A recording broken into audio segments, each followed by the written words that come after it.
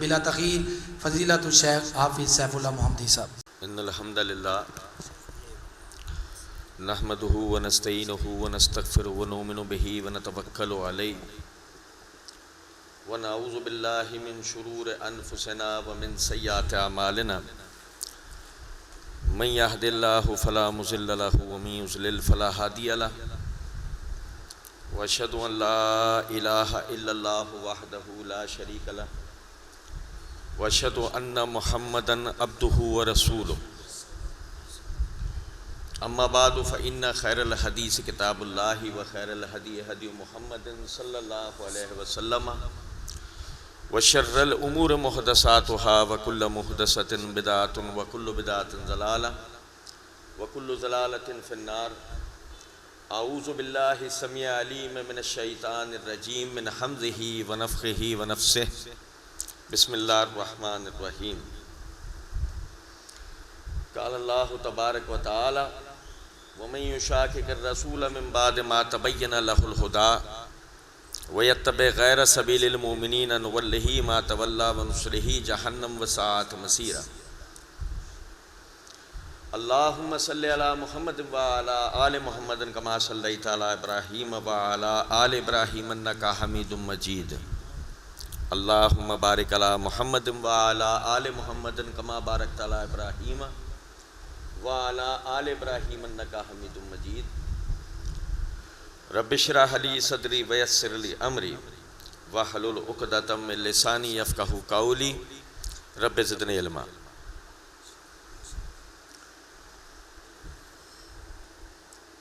محترم بھائیوں، جو آیت میں نے آپ بھائیوں کے سامنے پڑھی ہے، اللہ رب العزت نے اس آیت کے اندر فرمایا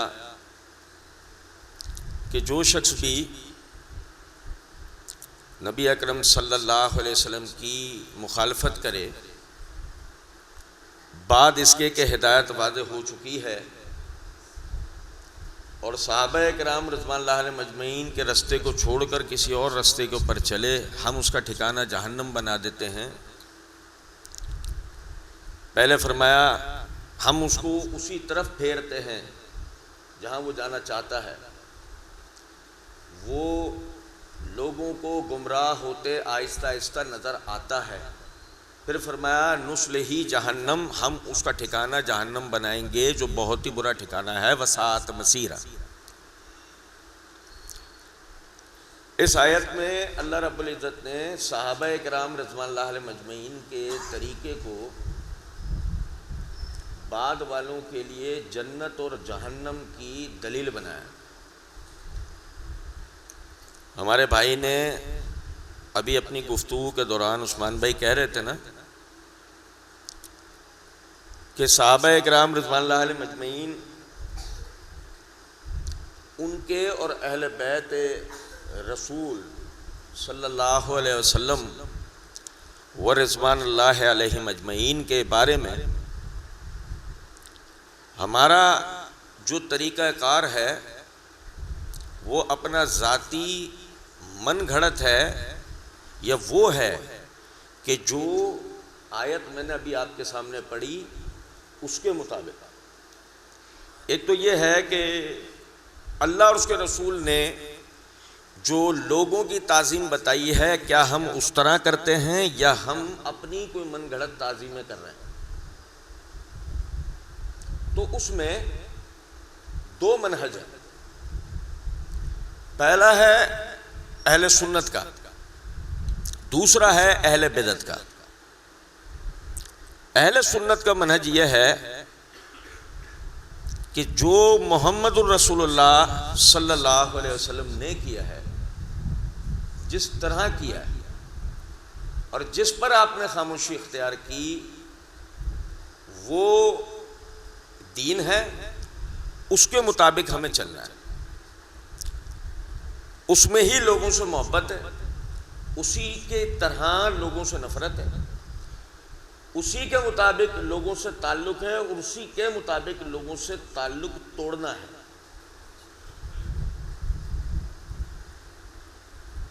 یہ دیکھیں کہ امام زہیر بن معاویہ وہ کہتے ہیں کہ میں زائدہ بن قدامہ کے پاس آیا، فَكَلِّمُهُ فِي رَجُلٍ يُحَدِّثُ، میں نے ان سے آ کر ایک شخص کے بارے میں بتایا جو ہمیں احادیث سناتا ہے. فَقَالَ مَنْ أَهْلُ السُّنَّةِ هُوَ، تو امام زائدہ بن قدامہ رحمۃ اللہ علیہ کہنے لگے کیا وہ اہل سنت ہے؟ بھائی توجہ کریں. فرمایا من اہل السنہ ہوا، کیا وہ اہل سنت ہے؟ فقال ما اعرف ببدعت، کہ حضرت میں نے تو اس میں کوئی بدعت نہیں دیکھی، میں نے تو اس میں کوئی بدعت نہیں دیکھی. تو امام زائدہ کہنے لگے ہیہات امن اہل السنہ ہوا، رک جا چھوڑ دے، یہ بتا وہ اہل سنت ہے یا نہیں. تو امام زہیر کہنے لگے میں نے کہا متا کان الناس ہاکذا، لوگ ایسا کہاں پوچھتے ہیں، لوگوں کا ایسا کہاں طریقہ ہے. فقال زائدہ، تو امام زائدہ بن قدامہ کہنے لگے وَمَتَا كَانَ النَّاسُ يَشْتُمُونَ أَبَا بَكْرٍ وَعُمَرَ رضی اللہ عنہما، تو لوگ ابو بکر و عمر کو برا بھی کب کہتے ہیں؟ سمجھ میں آ رہی ہے بات یا نہیں؟ یعنی کہ اگر تو یہ کہہ رہا ہے نا کہ لوگ کب کسی سے یہ پوچھتے ہیں کہ یہ اہل سنت ہے یا نہیں، تو یہ بتا کیا یہ لوگوں کا طریقہ ہے ابو بکر و عمر کو برا بھلا کہنا؟ اس لیے یہ جاننا ضروری ہے کہ جس سے تم علم سیکھ رہے ہو وہ صحابہ کے بارے میں کیا عقیدہ رکھتا ہے. یہ سمجھ میں آ رہی ہے بات یا نہیں؟ ہماری یہ بڑی بدقسمتی ہے، بڑی بدقسمتی ہے کہ جب ہم دین سیکھنے کی باری آتی ہے تو ایسے لوگوں سے بھی دین سیکھنے کھڑے ہو جاتے ہیں جو خود بدعتی ہیں. اور مزے کی بات تو یہ ہے کہ اگر بدعت کی نوعیت یک طرفہ ہو، کوئی ایک بات ہے چلو شاید کوئی گنجائش نکلتی، شاید، مگر یہاں تو صورتحال یہ ہے کہ عقائد ہوں یا معمولات ہوں یا ضروریات، ہر معاملے میں ایک آدمی گمراہ ہو اور سامنے والا اپنی کوئی پسندیدہ چیز اس کے منہ سے سن لے اور کہے باقی سب معاف. یہ ایک تو بات اچھی کر رہا ہے نا، یہ ایک بات تو اس نے اچھی کی نا. بھائی میرے اب ذرا توجہ سے سنیے گا بات. آپ سب حضرات انتہائی بیدار مغزی کے ساتھ، ہوش و حواس کے ساتھ میرے سوال کا جواب دیجیے گا، خاموش مت رہیے گا. آپ لوگ مرزا قادیانی سے دین کیوں نہیں سیکھتے ہو؟ بھائی جواب دیں، بھائی جواب دیں. بھائی مرزا قادیانی اپنی کتابوں میں اللہ کی شان، اس کی بڑائی لکھتا ہے. یہ سمجھ میں آ رہی ہے بات؟ اس نے اللہ کی شان، اس کی بڑائی لکھ رکھی ہے اپنی کتابوں میں. آپ اللہ کی شان اور اس کی بڑائی سیکھنے کا شوق رکھتے ہیں، مرزا قادیانی کی کتابیں کیوں نہیں پڑھتے؟ بتاؤ، جواب ہے؟ ہاں نا کا کوئی جواب ہے؟ دو.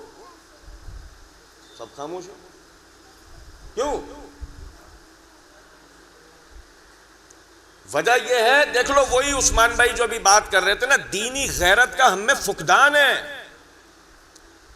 اب بتاؤ، اب یہ بھی دور آ گیا کہ مرزا قادیانی کی بات سننے کے بعد بھی ہم سر کو جا رہے ہیں، کیا بولیں، ہاں بولیں نہ بولیں. اللہ کے بندو کتنا برا ہمارا معاملہ ہو چکا ہے. ہم ذرا غور تو کریں کہ اب مرزا قادیانی کے معاملے میں بھی ہم سوچ رہے ہیں اچھا اللہ کی بڑائی بیان کی ہے اس نے تو کیا کہنا ہے، پھر صحیح بولنا ہے غلط بولنا ہے. چلو میں آپ کے لیے اور آسان کر دیتا ہوں. اللہ تعالیٰ نے 20ویں پارے کی پہلی آیت کے اندر فرمایا امن خلق السماوات والارض سیقولون للہ. تم مکے کے کفار سے پوچھو زمین اور آسمان کو کس نے تخلیق کیا ہے، یہ کہیں گے اللہ نے، یہ کہیں گے اللہ نے. اب مجھے ایک بات بتاؤ، آپ کفار سے دین کیوں نہیں سیکھا آپ نے مکہ کے؟ محمد الرسول اللہ صلی اللہ علیہ وسلم پر ایمان کیوں لے کر آ گئے؟ وہ جو کفار والے عقیدہ اور نظریہ تھا جس کی گواہی قرآن میں آئی ہے کہ اگر ان سے بھی پوچھو کہ زمین اور آسمان کا خالق کون ہے تو وہ اللہ کا نام لیں گے. اب بتاؤ اللہ کا نام لیں گے, اس معاملے میں کفار مکہ کی پیروی تم نے کیوں نہیں کی؟ بتاؤ, تم نے ان کو مشرک کیوں کہا؟ تم نے ان کو ضال مضل کیوں کہا؟ گمراہ کیوں کہا؟ جہنمی کیوں کہہ دیا تم نے ان کو؟ تم ان کی طرف کان دھرنے کو کیوں نہیں تیار ہو؟ تم حاجی ابو جہل کی طرف کان کیوں نہیں دھرتے؟ تم حاجی ابو لہب کی طرف کان کیوں نہیں دھرتے؟ بھائی انہوں نے کیا طواف نہیں کیے تھے, حج نہیں کیے تھے؟ ابو جہل ابو لہب نے حج نہیں کیے تھے کیا بھائی؟ کہ اگر ہمارا والا شرک کرنے کے بعد الحاج بنے پھر رہا ہوتا ہے تو کیا ہم ابو لہب کو حاجی نہیں کہہ سکتے؟ ابھی بتاؤ نا یار, تو حاجی ابو لہب حاجی ابو جہل سے تو آپ دین نہیں سیکھ رہے؟ بھائی مرزا قادیانی سے دین سیکھ رہے ہو؟ نہیں سیکھ رہے. توجہ سن, توجہ سن. آپ میں سے جن حضرات کا بھی عقیدہ ہے کہ اللہ تعالیٰ ہر جگہ موجود ہے وہ ہاتھ کھڑا کرے. اللہ تعالیٰ ہر جگہ موجود ہے, بازار میں ہے, قبرستان میں ہے. یہ گمراہ کن عقیدہ ہے یہ عقیدہ. اچھا چلیں یہ دیکھیں, اب نصیحت آج ہوگی انشاءاللہ, فائدہ ہوگا. یہ ایک گمراہ کن عقیدہ ہے. سنیں, اللہ تعالیٰ نے سورہ طٰہٰ کی آیت نمبر 4 سے لے کے 7 تک فرمایا تنزیلا ممن خلق الارض والسماوات العلی. یہ قرآن اترا ہے, یہ قرآن اترا ہے کس کی طرف سے؟ جس نے آسمانوں, بلند ترین آسمانوں اور زمین کو تخلیق کیا ہے. قرآن آسمانوں سے اترا ہے. کچھ سمجھ میں آ رہی ہے بات یا نہیں؟ فرمایا الرحمن علی العرش استویٰ. رحمان جس کی طرف سے قرآن اترا وہ رحمان عرش پہ مستوی ہے, ہر جگہ موجود نہیں. الرحمن علی العرش استویٰ, جس کی طرف سے یہ قرآن نازل ہوا وہ کہاں ہے؟ وہ عرش پہ مستوی ہے, وہ ہر جگہ موجود نہیں ہے. اب توجہ سنیں, توجہ سے. امام ابن خزیمہ رحمۃ اللہ علیہ فرماتے ہیں کہ جو شخص بھی یہ عقیدہ رکھے کہ اللہ ہر جگہ موجود ہے اس کو حاکم وقت تنبیہ کرے گا. اگر وہ تنبیہ قبول کرتا ہے تو ٹھیک ہے, اگر تنبیہ قبول نہیں کرتا ہے وہ اس کی گردن اڑا دے گا, کیونکہ ایسا شخص گمراہ ہے, مسلمانوں کو گمراہ کر رہا ہے. امام حاکم نے معرفت و علوم الحدیث کے صفحہ نمبر 11 پر اس روایت کو, اس قول کو صحیح سند سے بیان کرا ہے. اس سے ہمیں جو بات پتہ لگی کہ اللہ کے بارے میں اہل سنت کا ہمیشہ سے عقیدہ کیا رہا کہ اللہ کہاں ہے؟ عرش پر. امام ابو حنیفہ رحمۃ اللہ علیہ سے سوال ہوا اللہ تعالیٰ کہاں ہے؟ فرمایا عرش پر. کہاں فرمایا؟ فرمایا اس کی کیفیت کیا ہے؟ امام ابو حنیفہ رحمۃ اللہ نے کہا ہمیں نہیں پتا, ہمیں نہیں پتا. کیا مطلب تھا اس بات کا؟ مطلب یہ تھا جتنا قرآن نے کہا اتنے پہ ہم ایمان لائیں. ہم نہ اپنی عقل دوڑاتے ہیں نہ اپنی طرف سے اس میں کوئی نئے معنی ڈھونڈتے ہیں. کچھ بات آئی سمجھ میں یا نہیں؟ اب میرا یہاں بیان کرنے کا مطلب کیا ہے؟ اگر کوئی آدمی یہ کہے اللہ تعالیٰ ہر جگہ موجود ہے اور آپ کو اس کی طرف دعوت دے رہا ہو اور اس کے اپنے طرف سے دلائل تراش کے آپ کو سنا رہا ہو, اور آپ یہ کہیں کہ یہ آدمی مواحد ہے, توحید پرست ہے, کیا آپ صحیح کہہ رہے ہوں گے؟ کیا آپ صحیح کہہ رہے ہوں گے؟ نہیں. اور کیا اگر اب اس آدمی سے آپ عقیدہ سیکھنے کے لیے بیٹھ جاؤ تو کیا آپ صحیح کر رہے ہوں گے؟ مرزا جہلمی کہتا ہے اللہ ہر جگہ موجود ہے. مرزا جہلمی کہتا ہے کہ اللہ تعالیٰ ہر جگہ موجود ہے. اب کوئی اگر مرزا جہلمی کو مواحد سمجھتا ہے اس کو اپنے توحید کا ٹیسٹ کرانے کی ضرورت ہے. اس کی توحید کا ایک گردہ خراب ہے, اس کی توحید کا ایک گردہ خراب, اس کی ڈائلیسس ہوگی. کچھ بات آ رہی ہے سمجھ میں یا نہیں؟ آگے سنیں. انبیاء کرام علیہم السلام غلطی نہیں کر سکتے. او بھائی توجہ سنو بات کو. انبیاء کرام علیہم السلام غلطی کیوں؟ بنیادی وجہ یہ ہے کہ اگر وہ غلطی کریں، وہ گناہ کریں، وہ جرم کریں اور اس کے بعد وہ کسی کو اس گناہ اس جرم کے خلاف دعوت دیں اور کہنے والے نے یہ کہہ دیا کہ بھئی آپ ہمیں نصیحت کر رہے ہیں، خود آپ تو یہ کام کرتے ہیں یا کرتے رہے یا کر چکے، تو اس نبی پہ الزام آ جائے گا، اس کی دعوت پہ الزام آ جائے گا نا. اس لیے انبیاء کرام علیہم السلام سے غلطی نہیں ہوتی. اللہ تعالیٰ نے سورہ جن کی آیت نمبر 26 تا 28 میں فرمایا عالم الغیب فلا یظہر علی غیبہ احدا. وہ اللہ غیبوں کا جاننے والا اپنی وحی کی طرف کسی کو بھی مطلع نہیں کرتا سوائے فرمایا الا من ارتضی من رسول، سوائے اپنے رسولوں کے. یعنی وحی تک کوئی امام نہیں جا سکتا، کوئی پیر نہیں جا سکتا، الہام کسی امام پہ نہیں ہو سکتا، کسی پیر پہ نہیں ہو سکتا. اللہ کی طرف سے ہمیشہ الہام و وحی ہوگی تو کس پر ہوگی؟ الا من ارتضی من رسول، صرف اور صرف ہمارے رسول پر. فرمایا فَإِنَّهُ يَسْلُكُ مِن بَيْنِ يَدَيْهِ وَمِن خَلْفِهِ رَصَدًا، ہم اس کے آگے اور پیچھے فرشتوں کے پہرے بٹھا دیتے ہیں. ہم اپنے رسول کے آگے اور پیچھے فرشتوں کے پہرے بٹھا دیتے ہیں کہ اس سے کوئی غلطی. سمجھ میں آ رہی ہے کچھ بات؟ یعنی رسولوں سے نبیوں سے غلطی نہیں ہوتی. اچھا وجہ بھی بتائیے اللہ نے آگے لِيَعْلَمَ أَن قَدْ أَبْلَغُوا رِسَالَاتِ رَبِّهِمْ وَأَحَاطَ بِهِمْ لَدَيْهِ وَأَحْصَىٰ كُلَّ شَيْءٍ عَدَدًا. ہم ایسا اس لیے کرتے ہیں کہ وہ کمال حسن و خوبی کے ساتھ ہماری طرف سے آئے ہوئے پیغامات لوگوں تک پہنچا دے، اس دوران اس کا احاطہ رہے کہ وحی میں کوئی مسئلہ، پہنچانے میں کوئی مسئلہ. سمجھ میں آ رہی ہے کچھ باتیں؟ تو اہل سنت کا ہمیشہ سے یہ عقیدہ رہا ہے کہ انبیاء کرام علیہم السلام معصوم عن الخطا ہوتے ہیں، ان سے غلطی نہیں ہو سکتی، ان کے بعد کسی سے بھی غلطی ہو سکتی ہے. پھر کسی کے لیے یہ عقیدہ رکھنا کہ یہ غلطیوں سے پاک ہے، وہ چاہے کوئی امام ہو، وہ چاہے کوئی پیر ہو، اس کو نبیوں کا درجہ دینے کے مترادف ہے. اب اگر کوئی شخص آپ کو یہ کہے نبی سے غلطی نہیں ہو سکتی، بتاؤ ایسا شخص گمراہ ہے یا نہیں؟ ہے نا. مرزا جہلمی کہتا ہے مسئلہ نمبر 157 پارٹ 1 کے اندر کہ نبی صلی اللہ علیہ وسلم سے غلطی نہیں ہوئی. کس بات پر کہا ہے اس نے؟ یہ جو ہادی اور مہدی والی روایت ہے نا معاویہ رضی اللہ تعالیٰ عنہ کی فضیلت میں جو سنن ترمذی میں آئی ہے،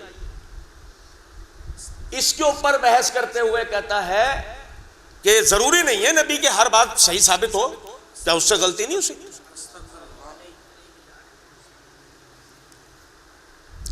اللہ کے بندوں، انتہائی بے شرمی اور بے غیرتی کی بات ہے کہ آدمی کہے ٹھیک ہے وہ اگر صحیح ہے، اس کی بعض مسائل غلط ہیں تو وہ جو صحیح بات ہے وہ لے لو، جو غلط ہے چھوڑ دو.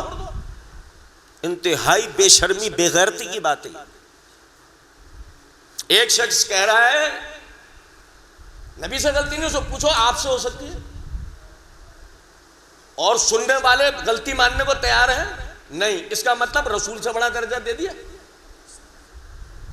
یہ ہے بدبختی. جب آدمی اہل سنت کا منہج چھوڑتا ہے تو پھر اس طریقے سے وہ گمراہ ہوتا ہے جو اللہ نے قرآن میں کہا ہے نا نُوَلِّهِ مَا تَوَلَّا. وہ جہاں پھر رہا ہوتا ہے ہم اس کو گھومنے دیتے ہیں، پھرنے دیتے ہیں، گمراہ ہونے دیتے ہیں. پھر اس کی گمراہی لوگوں کو آہستہ آہستہ دکھنا شروع ہوتی ہے. وَنُصْلِهِ جہنم، اور ہم اس کا ٹھکانہ جہنم بناتے ہیں. وَسَاءَتْ مَصِیرًا، جو بہت برا ٹھکانہ ہے. ہم گمراہ ہوتے ہیں، آنکھوں سے دیکھتے ہیں ایسے آدمی کو. اور آگے دیکھیں کیا قرآن مجید محفوظ ہے؟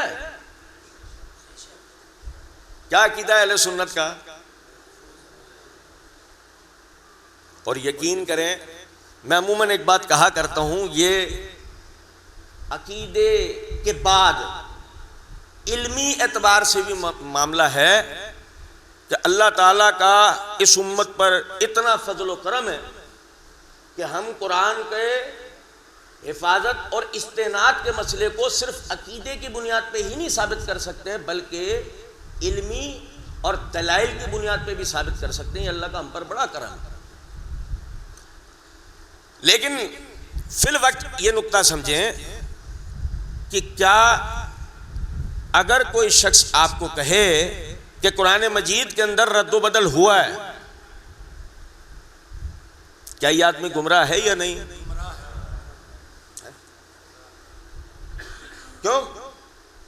اچھا میں یار رک کر ہے نا ایک چیز کی آپ کو وضاحت کرتا ہوں کہ جب لفظ گمراہ ہم کہتے ہیں تو جو سنیے گا، یہ جو بھائی باہر بیٹھے نا اندر آ جاؤ یار، اندر آ جاؤ، یہاں آ جائیں، بہت جگہ اندر آ جائیں۔ میں آپ کو ہے نا ایک حدیث پہلے پڑھ کے سناتا ہوں، اس کو سنیں، حدیث کو سنیں۔ نبی اکرم صلی اللہ علیہ وسلم مسجد میں نصیحت کر رہے تھے، اتنے میں آنے والے 3 افراد آئے مسجد کے دروازے پر، ایک لوگوں کو پھلانگتا ہوا آ کے جگہ تھی وہاں آ کر بیٹھ گیا، دوسرا وہیں گیٹ پہ بیٹھ گیا، تیسرا واپس چلا گیا۔ نبی اکرم صلی اللہ علیہ وسلم نے فرمایا میں تمہیں 3 افراد کی خبر دیتا ہوں، ایک جو جنت میں داخل ہو گیا، دوسرا جو بھی رستے میں ہے، تیسرا جو جنت میں جانے ہی نہیں چاہتا۔ تو یہ جو لوگ اندر بیٹھنا نہیں چاہتے نا، باہر ہی بیٹھے رہتے ہیں، یہ ابھی جنت کے رستے میں ہیں، یہ پہنچیں گے، اور جو آگے آ گئے انشاءاللہ وہ جنت میں جائیں گے۔ یہ حدیث نے بتایا نا۔ یار نماز پڑھتے ہو، کندھے سے کندھا قدم سے قدم ملا کے کھڑے ہوتے ہو نا، اس یعنی سوچ کے ساتھ کہ اس کے بعد ہی تو نماز قبول ہوگی، تو درس سننے میں کیوں دور دور ہو کے بیٹھ جاتے ہو؟ قریب ہو کے بیٹھنا چاہیے تاکہ دوسرے آنے والے بھائیوں کو جگہ بھی ملے۔ جب ہم کسی کے لیے گمراہ کا لفظ استعمال کرتے ہیں نا تو ہم اس کو اس وقت کافر مشرک نہیں کہہ رہے ہوتے ہیں۔ سننے والا ایک دم جو نا کہتا ہے یار یہ تو اس کو کافر مشرک کہہ رہے ہیں، نہیں۔ گمراہ سے ہمارا مطلب یہ ہوتا ہے کہ وہ شخص صراط مستقیم پہ نہیں رہا۔ وہ جو ہم قرآن میں پڑھتے ہیں نا اہدنا الصراط المستقیم صراط الذین انعمت علیہم، اے اللہ میں سیدھے رستے پر چلا، یعنی کہ ان کے رستے پہ جنہیں تو نے اللہ کے رسول کا صحابی بنایا۔ صراط الذین انعمت علیہم کے معنی صحابہ کرام نے بتایا۔ سمجھ میں آ رہی ہے بات یا نہیں؟ ان کے رستے پر چلا جن پر تیرا انعام ہوا، چلو اب تو خوش ہو، ٹھیک ہے۔ سنیں اب غور طلب نقطہ یہ ہے کہ یہ صراط مستقیم پر جو چلنے کا معاملہ ہے یہ وہ منہج ہے جو ہم نے یہ سورہ نساء کی آیت نمبر 113 میں ابھی پڑھا نا، وَيَتَّبِعْ غَيْرَ سَبِيلِ الْمُؤْمِنِينَ، جو صحابہ کے طریقے پہ چلے۔ اب ایک شخص اگر اس سے ہٹ گیا نا تو وہ گمراہ ہو گیا نا، رستہ بھول گیا نا، رستے سے الگ ہٹ گیا۔ اب ہم لفظ اس کے لیے کیا استعمال کریں گے؟ گمراہ کا لفظ، یہ لغوی اعتبار سے لفظ ہوتا ہے کہ آدمی گمراہ ہو گیا ہے۔ اب ایک شخص اگر منزل سے ہٹ کے غلط رستے پہ چل رہا ہے اور یہ ضد مچائے بیٹھا ہے کہ میں منزل پہ جا رہا ہوں، اور یہ میرے جیسا پیچھے لگ جا اور کہے دیکھو یہ جا تو رہا ہے نا ایک رستے پہ، لہذا میں بھی اس کے پیچھے جا رہا ہوں، تو میں خود کہاں جانا چاہتا ہوں؟ منزل پہ، یا بھٹکنا چاہتا ہوں؟ میں خود بھٹکنا چاہتا ہوں۔ تو جب ہم کہتے ہیں نا کہ دیکھو یہ گمراہی ہے یا نہیں، تو اس کو تعصب میں نہیں لینا چاہیے، اس کو سمجھنا چاہیے۔ تحریف قرآن کا جو مسئلہ ہے کہ قرآن میں رد و بدل ہوا ہے یا نہیں، یہ جو اہل سنت کا عقیدہ و نظریہ ہے، اللہ تعالیٰ نے قرآن مجید کے اندر فرمایا سورہ حجر کے آیت نمبر 9 کے اندر اِنَّا نَحْنُ نَزَّلْنَا الذِّكْرَ وَإِنَّا لَهُ لَحَافِظُونَ، ہم نے ہی اس اسلام کو نازل کیا، ہم ہی اس کی حفاظت کے ذمہ دار ہیں۔ اس میں سب سے پہلے حفاظت کس کی ہوئی؟ قرآن مجید کی۔ ایسے ہی نا بھائی؟ مرزا جہلمی کہتا ہے کہ میں صحیح مسلم سے ثابت کر سکتا ہوں کہ قرآن کے اندر تحریف ہوئی ہے۔ مسئلہ نمبر 157 میں اس نے بات کی، میں نے اس کو تفصیلاً جواب دیا۔ میرا جو اس بات سے بتانے کا مقصد ہے، اب اس کے بعد بھی اگر کوئی یہ سمجھتا ہے کہ جی مرزا سے چلو ٹھیک ہے اس عقیدے کو اس سے وہ بات یا وہ بات تو لی جا سکتی ہے نا، تو یہ بے غیرتی کی بات ہے۔ ایک آدمی اللہ کے رسول میں غلطی ثابت کرے، ایک آدمی قرآن میں تحریف کا قائل ہو، ایک آدمی اللہ کے لیے کہے کہ جی وہ اس اللہ کے لیے حضوری ہے، بھائی بڑے خطرناک عقیدہ ہے. آپ سمجھیں ذرا اس بات کو. غلام آقا کے سامنے حاضر ہوتا ہے, آقا غلام کے سامنے حاضر نہیں ہوتا. اللہ کو حاضر کہنے کا مطلب کیا ہے؟ بڑا خطرناک عقیدہ ہے یہ. اگر ہم سمجھیں انتہا درجے کی گستاخی اور گمراہی ہے, وہ یہ عقیدہ رکھتا ہے. اور سمجھیں اللہ تعالیٰ نے قرآن مجید کے اندر فرمایا الا للہ الدین الخالص, خبردار خالصتاً اللہ ہی کو پکارنا ہے, دین اسی کے لیے خالص ہے. والذین اتخذوا من دونہ اولیاء, وہ جنہوں نے اللہ کے سوا دوسرے ولی بنا لیے. اب بھائی اولیاء نام یاد آیا؟ بھائی اولیاء نام یاد آ رہا ہے؟ آ رہے ہیں نا. اللہ کہتا ہے والذین اتخذوا من دونہ اولیاء, وہ جنہوں نے اللہ کے سوا دوسرے ولی بنا لیے. کیوں؟ اللہ تعالیٰ فرماتے ہیں اللہ ولی الذین آمنوا یخرجوہم من الظلمات الی النور. ایمان والوں کا ولی تو صرف اللہ ہے, جو انہیں اندھیروں میں سے نکال کے روشنیوں میں لے کے جاتا ہے. ہمارا ولی اصل میں کون ہے؟ کون ہے؟ اللہ ہے. اللہ کہتا ہے والذین اتخذوا من دونہ اولیاء, وہ جنہوں نے اللہ کے سوا دوسرے ولی بنا لیے. کیا عقیدہ رکھتے ہیں ان کے لیے؟ فرمایا ما نعبدہم الا لیقربونا الی اللہ زلفا. ہم ان ولیوں کی عبادت تھوڑی کرتے ہیں, ہم تو ان کے پاس اس لیے جاتے ہیں ہمیں اللہ کا قربت دلائیں گے, اس کی نزدیکی دلائیں گے. وسیلے کا عقیدہ, وسیلے کا عقیدہ بھائی یہ کون کہتے تھے؟ یہ مکے کے مشرکین کہتے تھے. یہ مکے کے مشرکین کا عقیدہ تھا کہ وسیلہ لینا جائز ہے اور اس کی وجہ اللہ کی قربت ہے. نہیں سمجھے کچھ بات کو؟ اللہ تعالیٰ نے اس عقیدے کے حامل آدمی کے لیے اسی آیت نمبر یعنی سورہ زمر آیت نمبر 3 پڑھ رہے ہیں. اسی آیت کے آخر کے اندر فرمایا ان اللہ لا یہدی من ہوا کاذب کفار. اللہ تعالیٰ ہر جھوٹے اور ناشکرے کو ہدایت نہیں. کیا جھوٹ اور ناشکری ہے؟ جھوٹ یہ ہے کہ اللہ نے اپنے پاس کسی کو دنیا میں سفارشی بنایا ہے, اللہ کو نہیں پتا, تجھے ہی پتا لگا کہ یہ اللہ سے سفارش کروا کے میری مراد پوری کرائے گا. یہ اللہ کو پتا ہے کہ یہ تجھے ہی پتا لگا ہے؟ تو یہ عقیدہ جھوٹا ہے, خالص جھوٹ ہے یہ عقیدہ. اور کفار ناشکرا کہ رزق دینے والی اللہ کی ذات, کھلانے والی اللہ کی ذات, پلانے والی اللہ کی ذات, شفا دینے والی اللہ کی ذات, اور کہتا کیا ہے؟ بھر دو جھولی میری, تیرا کھاما تیرے گیت گاما. اور کچھ سمجھ میں آ رہی ہے بات یا نہیں؟ تو یہ بڑا یعنی شرک کا سمجھ لیں یہ چور دروازہ ہے, یہ وسیلے کا عقیدہ. اور آگے دیکھیں اللہ نے اس کی مزید وضاحت سورہ یونس آیت نمبر 18 کے اندر کرتے ہوئے فرمایا وَيَعْبُدُونَ مِن دُونِ اللَّهِ مَا لَا يَضُرُّهُمْ وَلَا يَنفَعُهُمْ وَيَقُولُونَ هَؤُلَاءِ شُفَعَاؤُنَا عِندَ اللَّهِ. یہ اللہ کو چھوڑ کر ایسوں کو پکارتے ہیں جو نہ ان کو فائدہ پہنچا سکتے ہیں نہ نقصان. پھر کہتے یہ ہیں کہ اللہ کے پاس ہمارے سفارشی ہیں. أَتُنَبِّئُونَ اللَّهَ بِمَا لَا يَعْلَمُ فِي السَّمَاوَاتِ وَلَا فِي الْأَرْضِ. تم اللہ کو ایک ایسی بات کی خبر دے رہے ہو جس کو اللہ زمین اور آسمان میں کہیں نہیں جانتا کہ فلاں کو سفارشی بنایا ہے, فلاں کو بنایا. سمجھ رہے ہیں بات کو یا نہیں؟ اچھا جی, مرزا جہلمی کا یہ عقیدہ ہے کہ وسیلے سے دعا کرنا جائز بلکہ اولا ہے. ہمارا والا کہہ رہا ہے وہ توحید تو بیان کرتا ہے. یاد رکھیے گا اس بات کو, اگر کبھی بھولے بٹکے اس آدمی نے توحید بیان کی ہوتی, اتنا کہہ دینے کے بعد اس کی توحید ختم. یہ کون سی توحید ہے؟ توحید تو یہ ہے ادعونی استجب لکم, مجھ سے دعا کرو تمہارے لیے قبول کروں گا. نہیں سمجھا عقیدے کو؟ وسیلے کے عقیدے میں کیا ہے؟ اللہ ہماری نہیں سنتا, اس کی وجہ سے دیتا ہے. اللہ نے کیا کہا؟ ادعونی استجب لکم, مجھ سے دعا کر میں تیرے لیے قبول کروں گا. کتنا فرق ہے دونوں باتوں. ایک ہے جو اللہ نے عقیدہ دیا, ایک ہے جو ہم نے گڑھا. تو اس من گھڑت عقیدے کا قائل یہ مرزا جہلوی بھی ہے, اور ہمارا والا سمجھ رہا ہے توحید تو بتاتا ہے. اب بھائی قبر پرستی کا رد کرنا توحید بیان کرنا نہیں ہوتا. یہ دو الگ باتیں نا. ایک ہے کہ میں اللہ کی بڑائی بیان کروں. دیکھو عیسائی ہے نا, عیسائی کہتے ہیں اللہ کے سوا کوئی مشکل کشا نہیں. پوچھ لو اب جا کے کسی بھی عیسائی سے کہ کیا تم اپنے پادریوں کے لیے, اپنے بزرگوں کے لیے یہ عقیدہ رکھتے ہو کہ وہ اللہ کے ہاں مشکل کشائی کرواتے ہیں؟ تو کہیں گے نہیں, مشکل کشا تو خدا ہی ہے.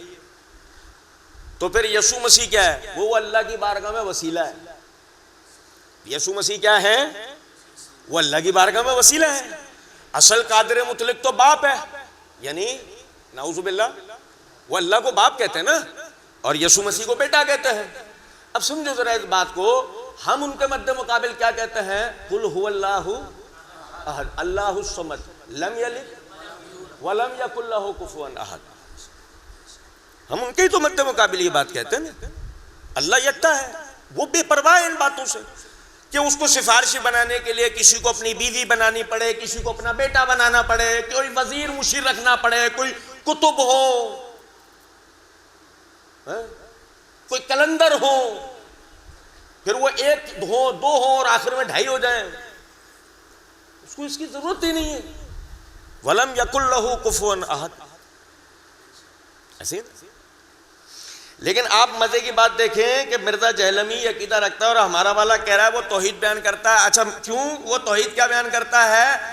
وہ بریلویوں کے باباؤں کا رد کرتا ہے, اس لیے ہمارا والا سمجھ رہا ہے کہ وہ توحید بیان کر رہا ہے. جبکہ میں عموماً اپنے بھائیوں کو توجہ دلاتا ہوں کہ مرزا جہلمی کا مجھے وہ 1 منٹ کا کلپ دکھاؤ جس میں اس نے رافضیوں کے کسی بابا کا رد کیا.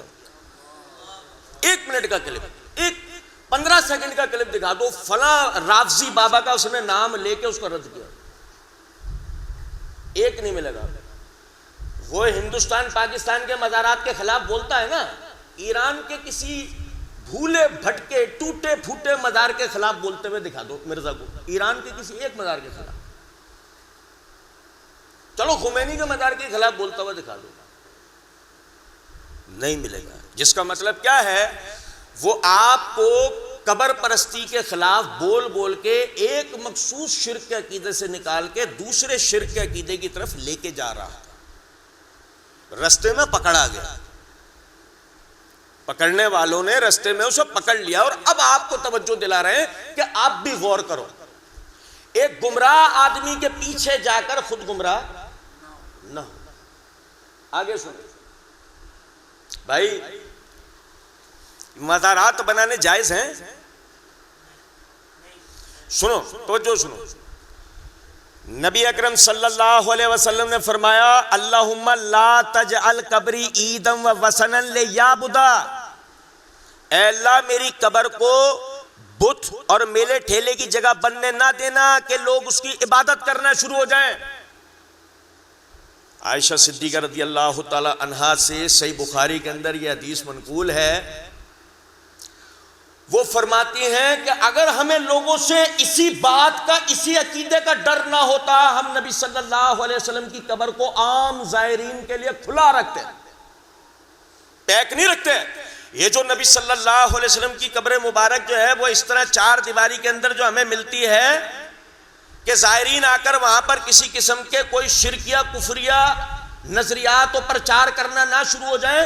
عائشہ رضی اللہ تعالیٰ نے فرماتے ہیں یہی وجہ ہے کہ ہم اس کو, اور یہی وجہ آج تک نبی صلی اللہ علیہ وسلم کی قبر پہ پہرا رہتا ہے کہ کوئی بدعقیدگی کے کوئی وہاں کے مظاہرہ نہ کرے. کیوں نہ کرے کہ نبی صلی اللہ علیہ وسلم دوسری وصیت یہ کر کے گئے, لعن اللہ الیہود والنصارى اتخذوا قبور انبیائہم وصالحہم مساجدا.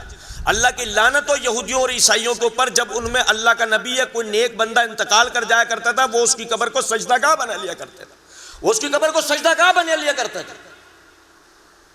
آج بھی ہمارے ہاں مزارات پہ سجدے ہو جاتے ہیں, نہیں ہو جاتے ہیں. کہنے والا بھلے یہ کہے او بھائی وہ غالی وہ بدعتی قسم کے لوگ ہیں, وہ غلط قسم کے لوگ ہیں, ہمارا ان سے کوئی تعلق نہیں ہے. ارے تو رد تو کرو ان کا, یہ تو کہو کہ وہ غلط کر رہے ہیں. منبروں سے بولو, جلسوں میں بولو, وہاں کھڑے ہو کے بولو, تم تو ان کے اوپر طاقت رکھتے ہو. اگر تم بھی نہیں بول رہے تو یہ بات کی دلیل ہے ان سجدوں کا جواز تم فراہم کرتے ہو. کرو نا ان کا رد جیسے ہم کرتے ہیں. اب بھائی سمجھ رہے ہیں بات کو یا نہیں؟ مولا علی نہیں سمجھے؟ میں عموماً ایک بات کہا کرتا ہوں، امیر المومنین علی بن ابی طالب رضی اللہ تعالیٰ عنہ، یہ ہمارے عثمان بھائی ابھی بات کہہ رہے تھے کہ اہل بیت کا نام لینا یہ اپنی جگہ ایک بات ہے، اور جو ان سے حقیقی محبت اور عقیدت ہے نا وہ ایک علیحدہ چیز ہے۔ امیر المومنین علی بن ابی طالب رضی اللہ تعالیٰ عنہ، خوارج کے خلاف آپریشن مکمل ہوا، اپنے کمانڈر ابو الحیاج اسدی رحمۃ اللہ علیہ کو بلایا، صحیح مسلم کے اندر روایت ہے، فرمایا اے ابو الحیاج آج میں تجھے وہ کام کرنے کے لیے کہہ رہا ہوں جو فتح مکہ کے دن محمد الرسول اللہ صلی اللہ علیہ وسلم نے مجھے کرنے کے لیے کہا تھا، جو قبر پکی نظر آئے توڑ کے زمین کے برابر کر، جو قبر پکی نظر آئے توڑ کے زمین کے برابر کر، جو تصویر نظر آئے مٹا ختم کر اس کو۔ اب بھائی کچھ سمجھ رہے ہیں یا نہیں؟ مولا علی کی متواتر عمل اور تعلیم کیا تھا؟ قبریں بنانا یا توڑنا؟ اب اگر ایک آدمی حقیقت میں ان کا چاہنے والا، ان سے محبت کرنے والا ہے، مولا علی کی طرح پکی قبروں سے نفرت کرے گا نہیں کرے گا؟ یا ان میں تقرب ڈھونڈے گا؟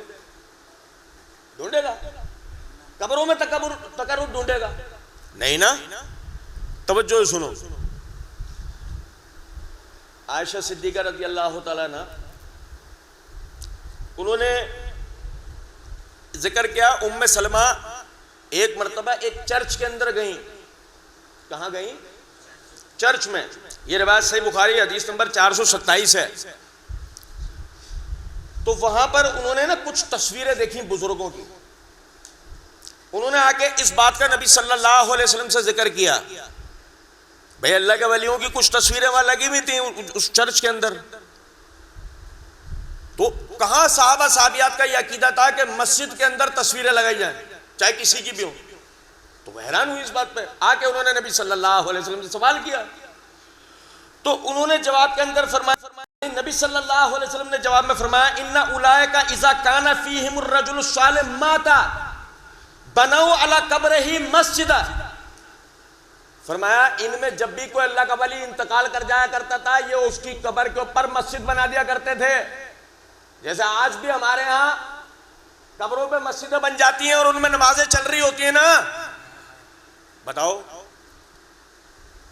فرمایا کہ جب ان میں کوئی اللہ کا ولی انتقال کر جایا کرتا تھا اس کی قبر پر مسجد بنا لیا کرتے تھے، وَصَوَّرُوا فِيهِ تِلْكَ الصُّوَرَ، اور اس طرح کی تصویریں وہ لٹکا دیا کرتے تھے۔ آج ہمارے یہاں تصویریں بزرگوں کی لٹکا کے اس پہ ہار پہنانا، اگربتی لگانا، فلاں یہ ساری چیزیں چل رہی ہوتی ہیں نا، دکانوں میں، مکانوں میں، مسجدوں میں، خانقاہوں میں، اسکولوں میں، کالجوں میں چل رہا ہوتا ہے نا یہ سلسلہ۔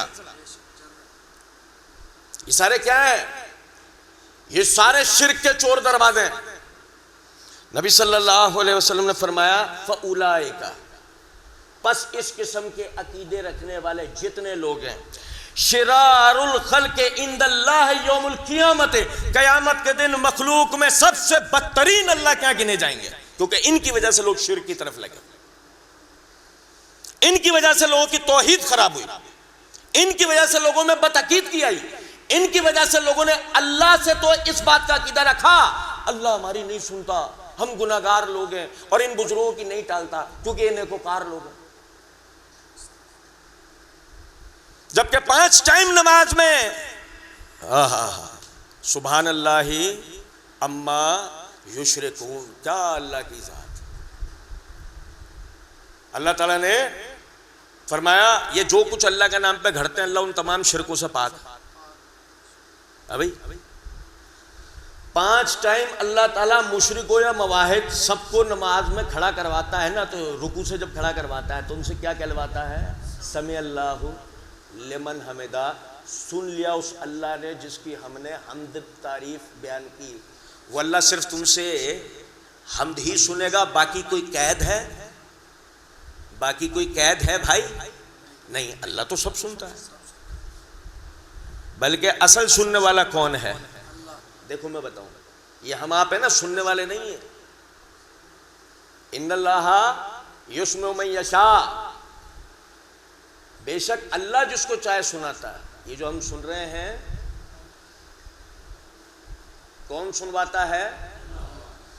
وما انت بمسمع من فی القبور، اور اے نبی صلی اللہ علیہ وسلم جو قبروں میں ہیں آپ انہیں نہیں سناتے۔ اس کا مطلب کیا ہے؟ آپ انہیں نہیں سنا سکتے، اس کا مطلب کیا ہے کہ آپ کی آواز اس نیت سے اس قبر والے تک نہیں جائے گی اور نہ اللہ اس کو قوت سماعت دے گا۔ لیکن جب وہ اللہ چاہے گا تو بدر والے دن بدر کے جو کفار مقتولین کنویں میں پڑے ہوں گے، مرے ہوئے ہوں گے، مگر اللہ انہیں قوت سماعت دے گا۔ نبی صلی اللہ علیہ وسلم انہیں مخاطب کریں گے اور نبی صلی اللہ علیہ وسلم کہیں گے کیا میں نے تم سے جو وعدہ کیا تھا تم نے اس کو سچا پایا یا نہیں؟ عمر کہیں گے اے نبی اکرم صلی اللہ علیہ وسلم آپ مردوں سے مخاطب ہو رہے ہیں، کیا مردے بھی سنتے ہیں؟ نبی اکرم صلی اللہ علیہ وسلم نے فرمایا انہو یسمع الان، اس وقت یہ تم سے بہتر سن رہے ہیں، اس لیے کہ ان اللہ یسمع من یشاء، اللہ جس کو چاہے سناتا ہے۔ ہم نہیں سن رہے اور ہم اسی اللہ کے لیے بات کریں، وہ ہماری نہیں سنتا، یہ سن لے گا۔ اچھا، کس لیے؟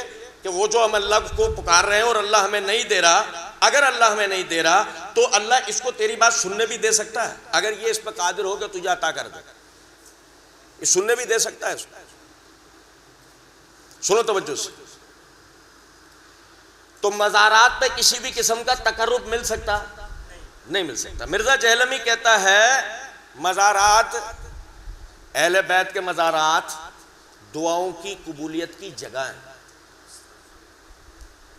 اہل بیت کے مزارات دعاؤں کی قبولیت کی جگہ ہیں۔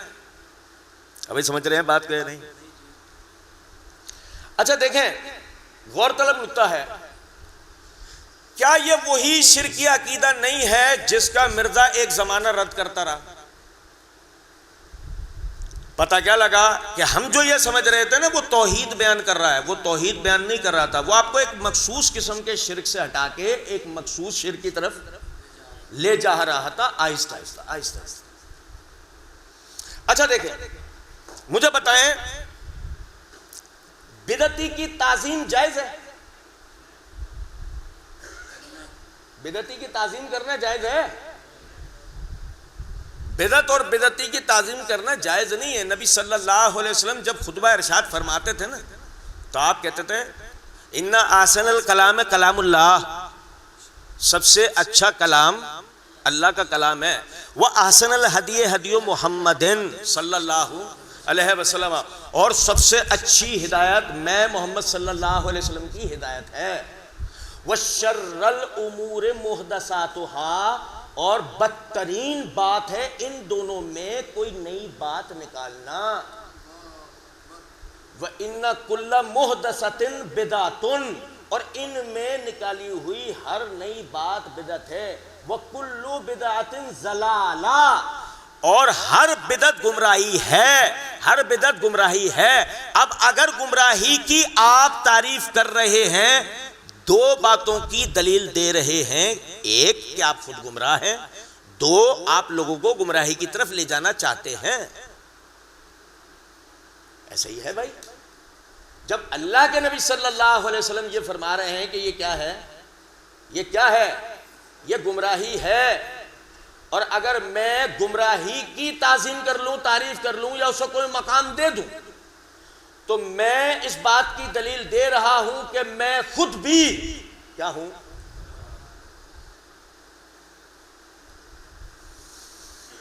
پتہ ہے آپ کو صحابہ تابعین تبع تابعین خود کو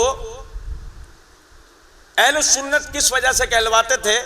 صحیح مسلم کے مقدمے کے اندر روایت ہے، عبداللہ ابن عباس رضی اللہ تعالیٰ عنہ فرماتے ہیں جب فتنہ نہیں ہوا تھا نا، ہم لوگوں سے حدیث کی سند نہیں پوچھتے تھے،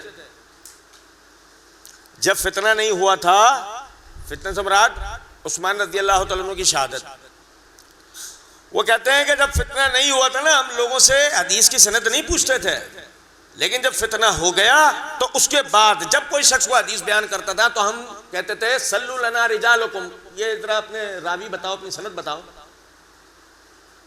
فإنہم اہل السنہ، بس اگر وہ اہل السنت میں سے ہوتے تھے فخذ بہ، ہم اس میں سے لے لیا کرتے تھے، یعنی ہم اس حدیث کو قبول کرتے تھے۔ اور اگر وہ اہل بدعت ہوتے تھے ہم چھوڑ دیا کرتے. اگر وہ اہل بدعت ہوتے تھے کیا پتہ لگا کہ اگر صحابہ کرام رضوان اللہ علیہ مجمعین اگر بدعتی سے کوئی صحیح بات بھی سننے کی بات آتی تھی اپنا منہ موڑ لیا کرتے تھے, کان بند کر لیا کرتے تھے. وہ بدعتی سے کوئی صحیح بات بھی سننے کو تیار, کیونکہ اس کا مطلب یہ ہوگا کہ ہم اس بدعتی کو اتنی تعظیم دے رہے ہیں کہ ہم اسے یہ اجازت دے رہے ہیں وہ ہمیں بتائے کہ اللہ کے رسول نے کیا کیا, کیا کرنے کا حکم دیا. یہی وجہ ہے میں نے شروع میں آپ کو امام زائدہ بن قدامہ رحمۃ اللہ علیہ کی کردار, ان کی سیرت, ان کا قول پڑھ کے سنایا نا کہ جب ان کے پاس زہیر بن معاویہ آئے اور انہوں نے آ کر کہا کہ فلاں شخص جو ہے میں اس سے حدیث سننے گیا تھا, وہ حدیث بیان کرتا ہے, کہا وہ اہل سنت میں سے. کہا حضرت میں نے اس میں کوئی بدعت دیکھی تو نہیں ہے, وہ اہل سنت میں سے ہے. کہا حضرت ایسے کون پوچھتا ہے؟ تو جواب کے اندر کہا ایسے تو ہر کوئی ابو بکر عمر کو برا بھی نہیں کہتا. میں نے وہاں توجہ دلائی تھی نا کہ ایک آدمی صحابہ کے بارے میں اگر عقیدہ صحیح نہ رکھتا ہو تو صحابہ و تابعین اس سے کوئی دین کی بات پوچھنا پسند. اور ایک آج ہمارا طریقہ ہے, ہم کہتے ہیں ٹھیک ہے صحابہ کے بارے میں اس کی کوئی بھی رائے ہے لیکن وہ فلاں بات تو صحیح کر رہا ہے. ارے بھائی وہ کوئی بات بھی صحیح نہیں کر رہا, آپ کیوں نہیں سمجھ رہے؟ مسئلہ یہ ہے کہ little knowledge is very dangerous.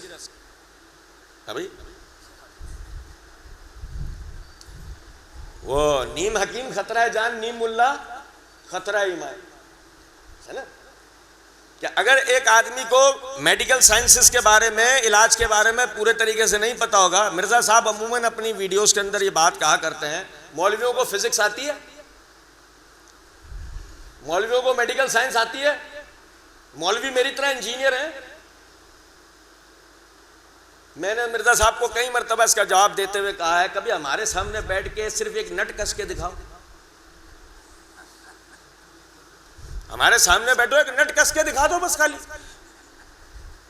ہم تمہیں انجینئر مان لیں گے. لوگ تو تم پر تانا مارتے پلمبر ہونے کا, ہم تمہیں انجینئر مان لیں گے, تم صرف ہمارے سامنے بیٹھ کے ایک انجینئر کی طرح نٹ کس کے دکھا دو.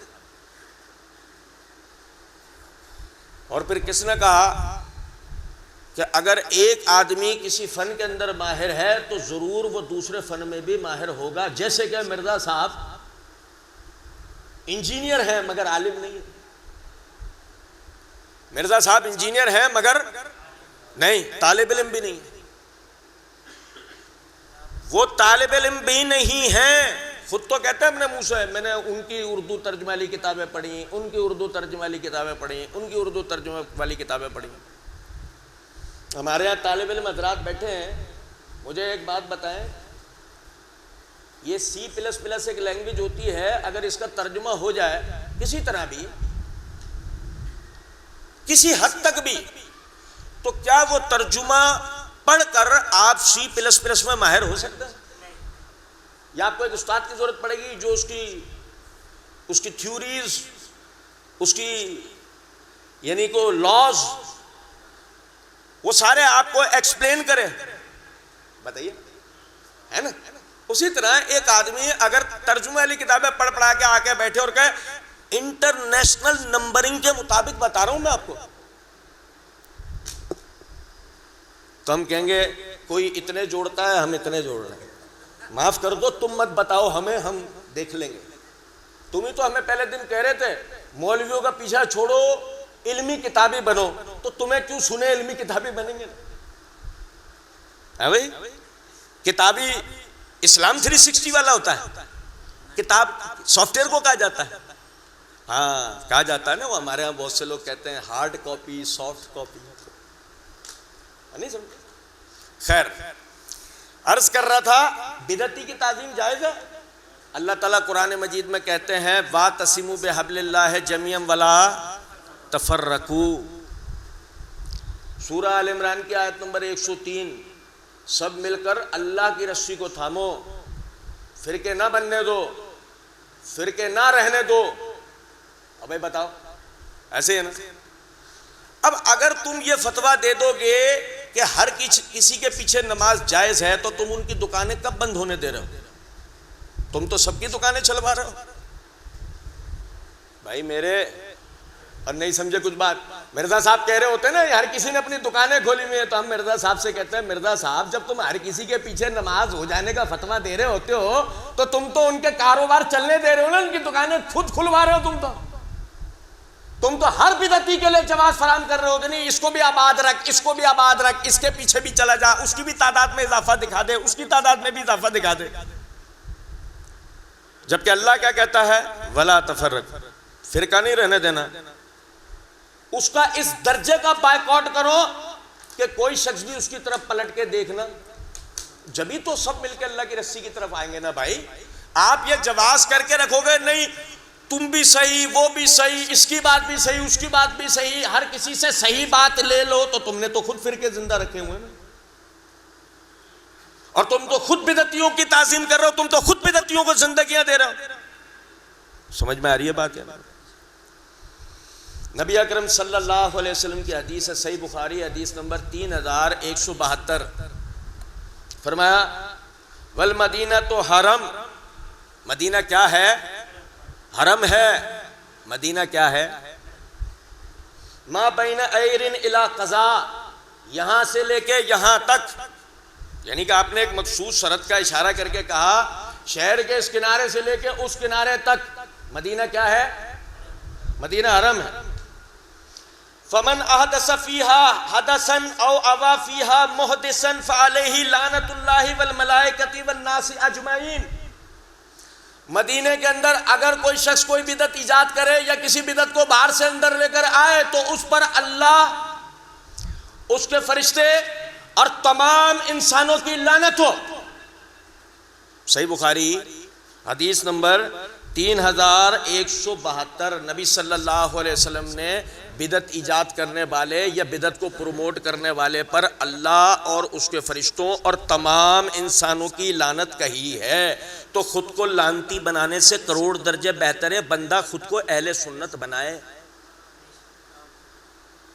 اب یہ بات سمجھ رہے ہیں یا نہیں؟ نہیں وہ فرقہ وارانہ نام نہیں، اب فرقہ وارانہ یہ کون سی ڈرامے بازی کر رہے ہو؟ فرقہ وارانہ نام، ساری فرقہ وارانہ حرکتیں کہتے ہیں اللہ نے ہمارا نام مسلم رکھا، اللہ نے تمہارا تھوڑی رکھا، ہمارا رکھا۔ ہر قسم کی بدعتیں کر کے اللہ نے ہمارا نام مسلم رکھا، تمہارا تھوڑی رکھا تھا۔ ایسا تو کل کوئی عیسائی اٹھ کے آ جائے ہمارا نام بھی اللہ نے مسلم رکھا، تم اس کا کس بات سے رد کرو گے؟ منہج سے نا، اصل بحث منہج سے ہوتی ہے، ناموں سے نہیں ہوتی۔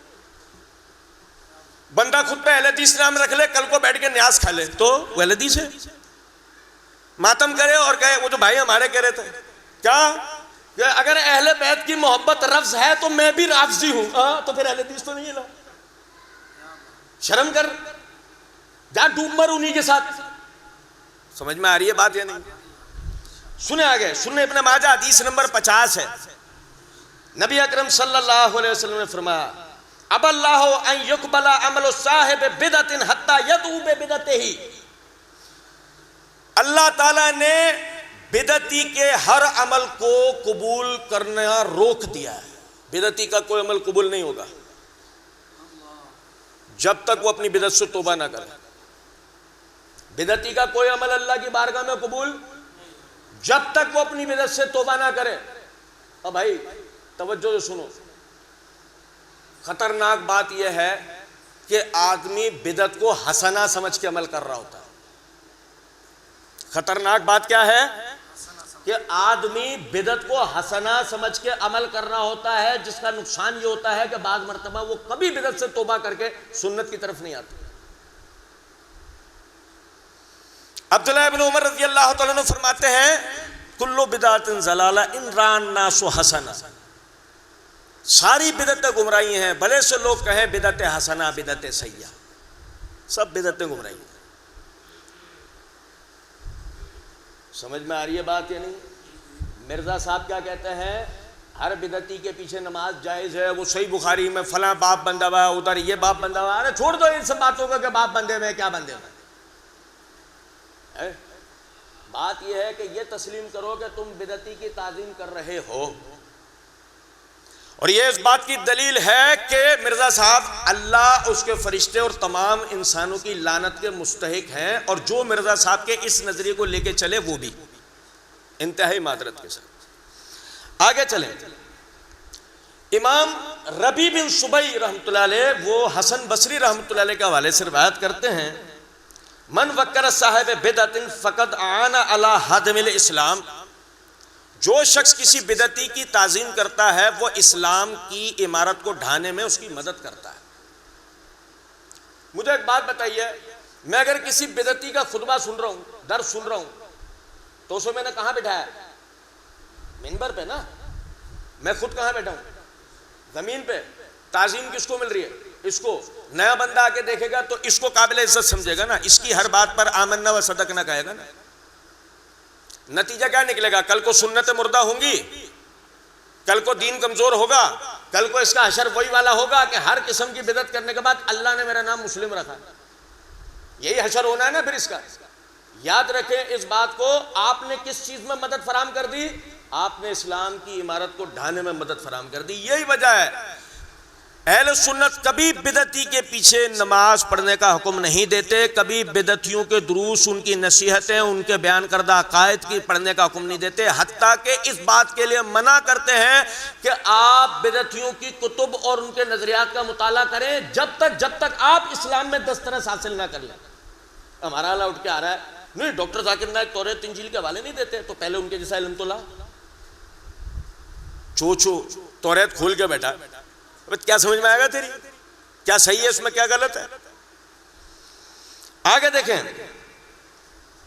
مرزا صاحب کہتے ہیں، دیکھیں ابو بکر نبی صلی اللہ علیہ وسلم کے سیاسی خلیفہ تھے، اور نبی صلی اللہ علیہ وسلم کے حقیقی خلیفہ تو علی تھے۔ کون تھے؟ علی تھے۔ پھر کہتے ہیں معاویہ باغی تھے۔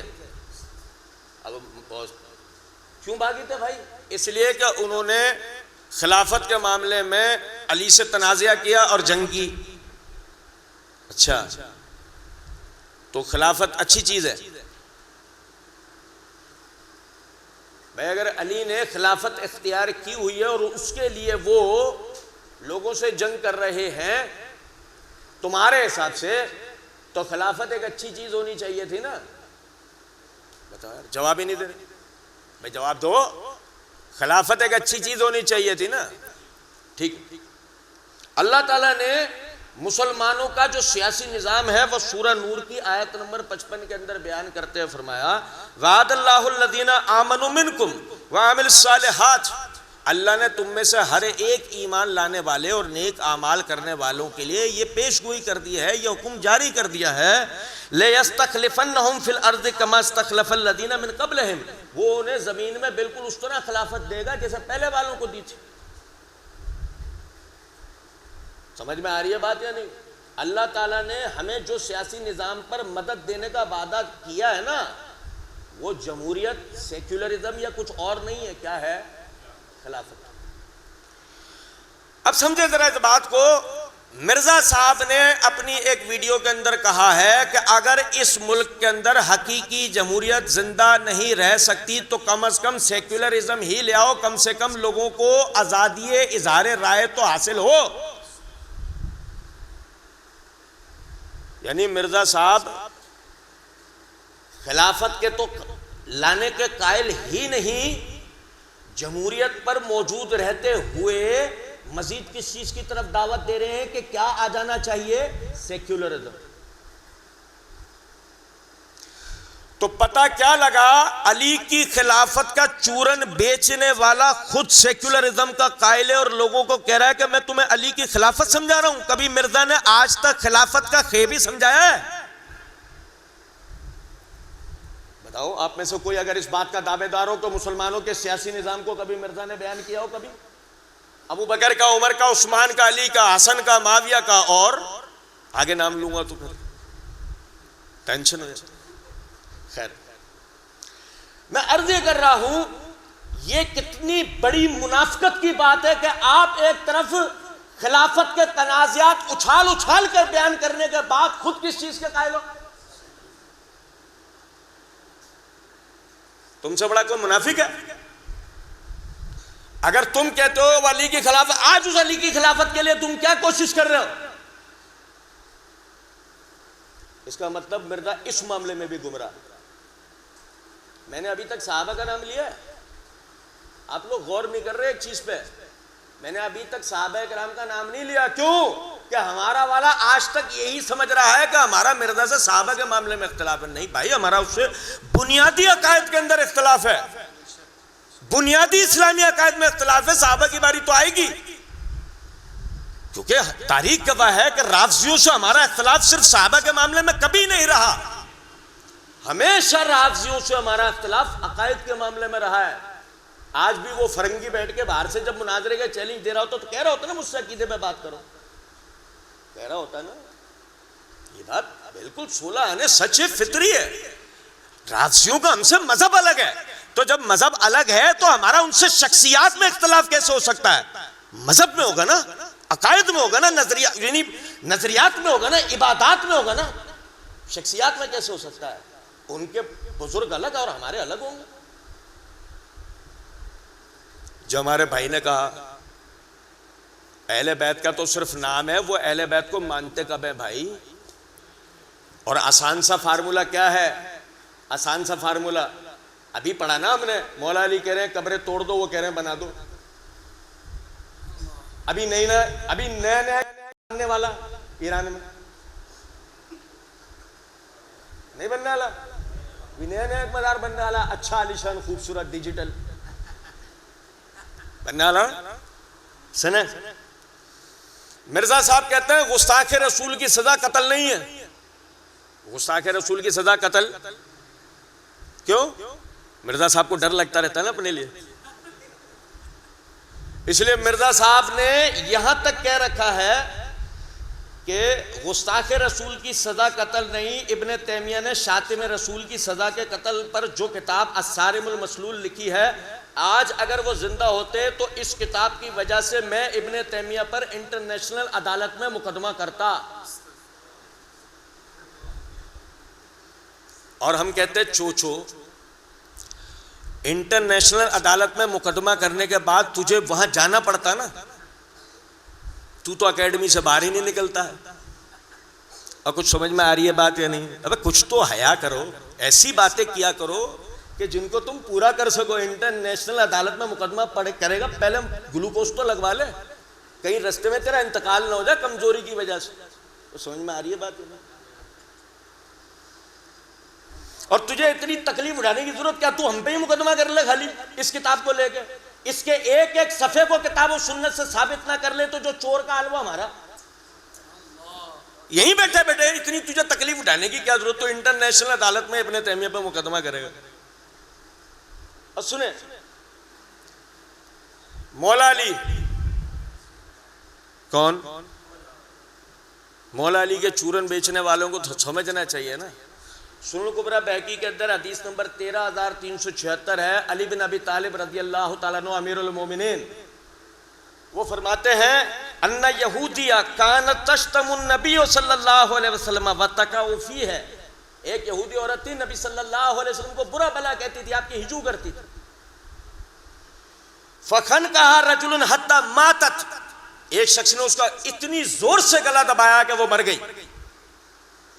فَأَبْتَلَ النَّبِيُّ صلی اللہ علیہ وسلم دَمْهَا، نبی صلی اللہ علیہ وسلم نے اس کے قتل کا کوئی قصاص نہیں لیا۔ کیا پتہ لگا گستاخ رسول کی سزا کیا ہے؟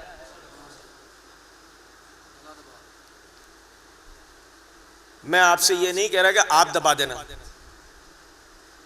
میں صرف آپ سے کو یہ بتانا چاہ رہا ہوں کہ جب تک خلافت نہیں ہے ہم اپنی طرف سے کوئی بھی معاملہ نہیں کر سکتے۔ ہم معاملے کو حکام کے پاس لے کے جائیں گے اور حکام کو اس کو سزا دینے پہ مجبور کریں گے، لیکن ایسا نہیں ہوگا کہ حالات و واقعات اگر بدل جائیں تو ہم اپنے دین کو بدل کے کہہ دیں کہ نہیں جو گستاخ رسول کی سزا اب قتل، جیسے غامدی صاحب کہتے ہیں، جیسے مرزا صاحب کہتے ہیں، کیونکہ سب گستاخوں کو ڈر کس بات کا ہوتا ہے کہ کسی دن ہمارا نمبر۔ سنیں ذرا بات، اللہ تعالیٰ نے قرآن مجید کے اندر فرمایا، یہ میں آخری بات بتا کے بات ختم کر رہا ہوں، وہ تو عقائد کی بات تھی نا، میں وقت زیادہ ہو گیا ہے، میں ایک عبادت کا آپ کو ایک مسئلہ بتا رہا ہوں، ہم اس پر مزید بھی بات کرنا چاہیں نا کر سکتے ہیں۔ آپ سمجھیں کہ 2018 سے 2022 تک ہم نے مرزا صاحب کو جواب دیا، شاید ہی ان کا کوئی اعتراض ہو ایسا صحابہ پہ جس کا ہم نے جواب نہ دیا، اللہ کا بڑا کرم۔ تو ہم مرزا صاحب کے گھر کے اندر کیا چل رہا ہے اس کے علاوہ باقی سب جانتے ہیں، یہ اللہ کا بڑا کرم ہے۔ سنیں ذرا بات، سورہ بقرہ کی آیت نمبر 238 کے اندر اللہ رب العزت نے فرمایا، حافظوا علی الصلوات والصلاۃ الوسطی وقوموا للہ قانتین، نمازوں کی حفاظت کرو، خصوصاً بیچ والی نماز کی، اور اللہ کے حضور بعد اب کھڑے ہوا کرو۔ یہ آیت اس بات کی دلیل ہے کہ نمازوں کی حفاظت کرنی ہے، اور ان الصلاۃ کانت علی المؤمنین کتابا موقوتا، وہ حفاظت کس طرح کرنی ہے، نمازوں کو ان کے مقررہ وقت پہ پڑھ لینا ہے۔ یہ سمجھ رہے ہیں بات کو یا نہیں؟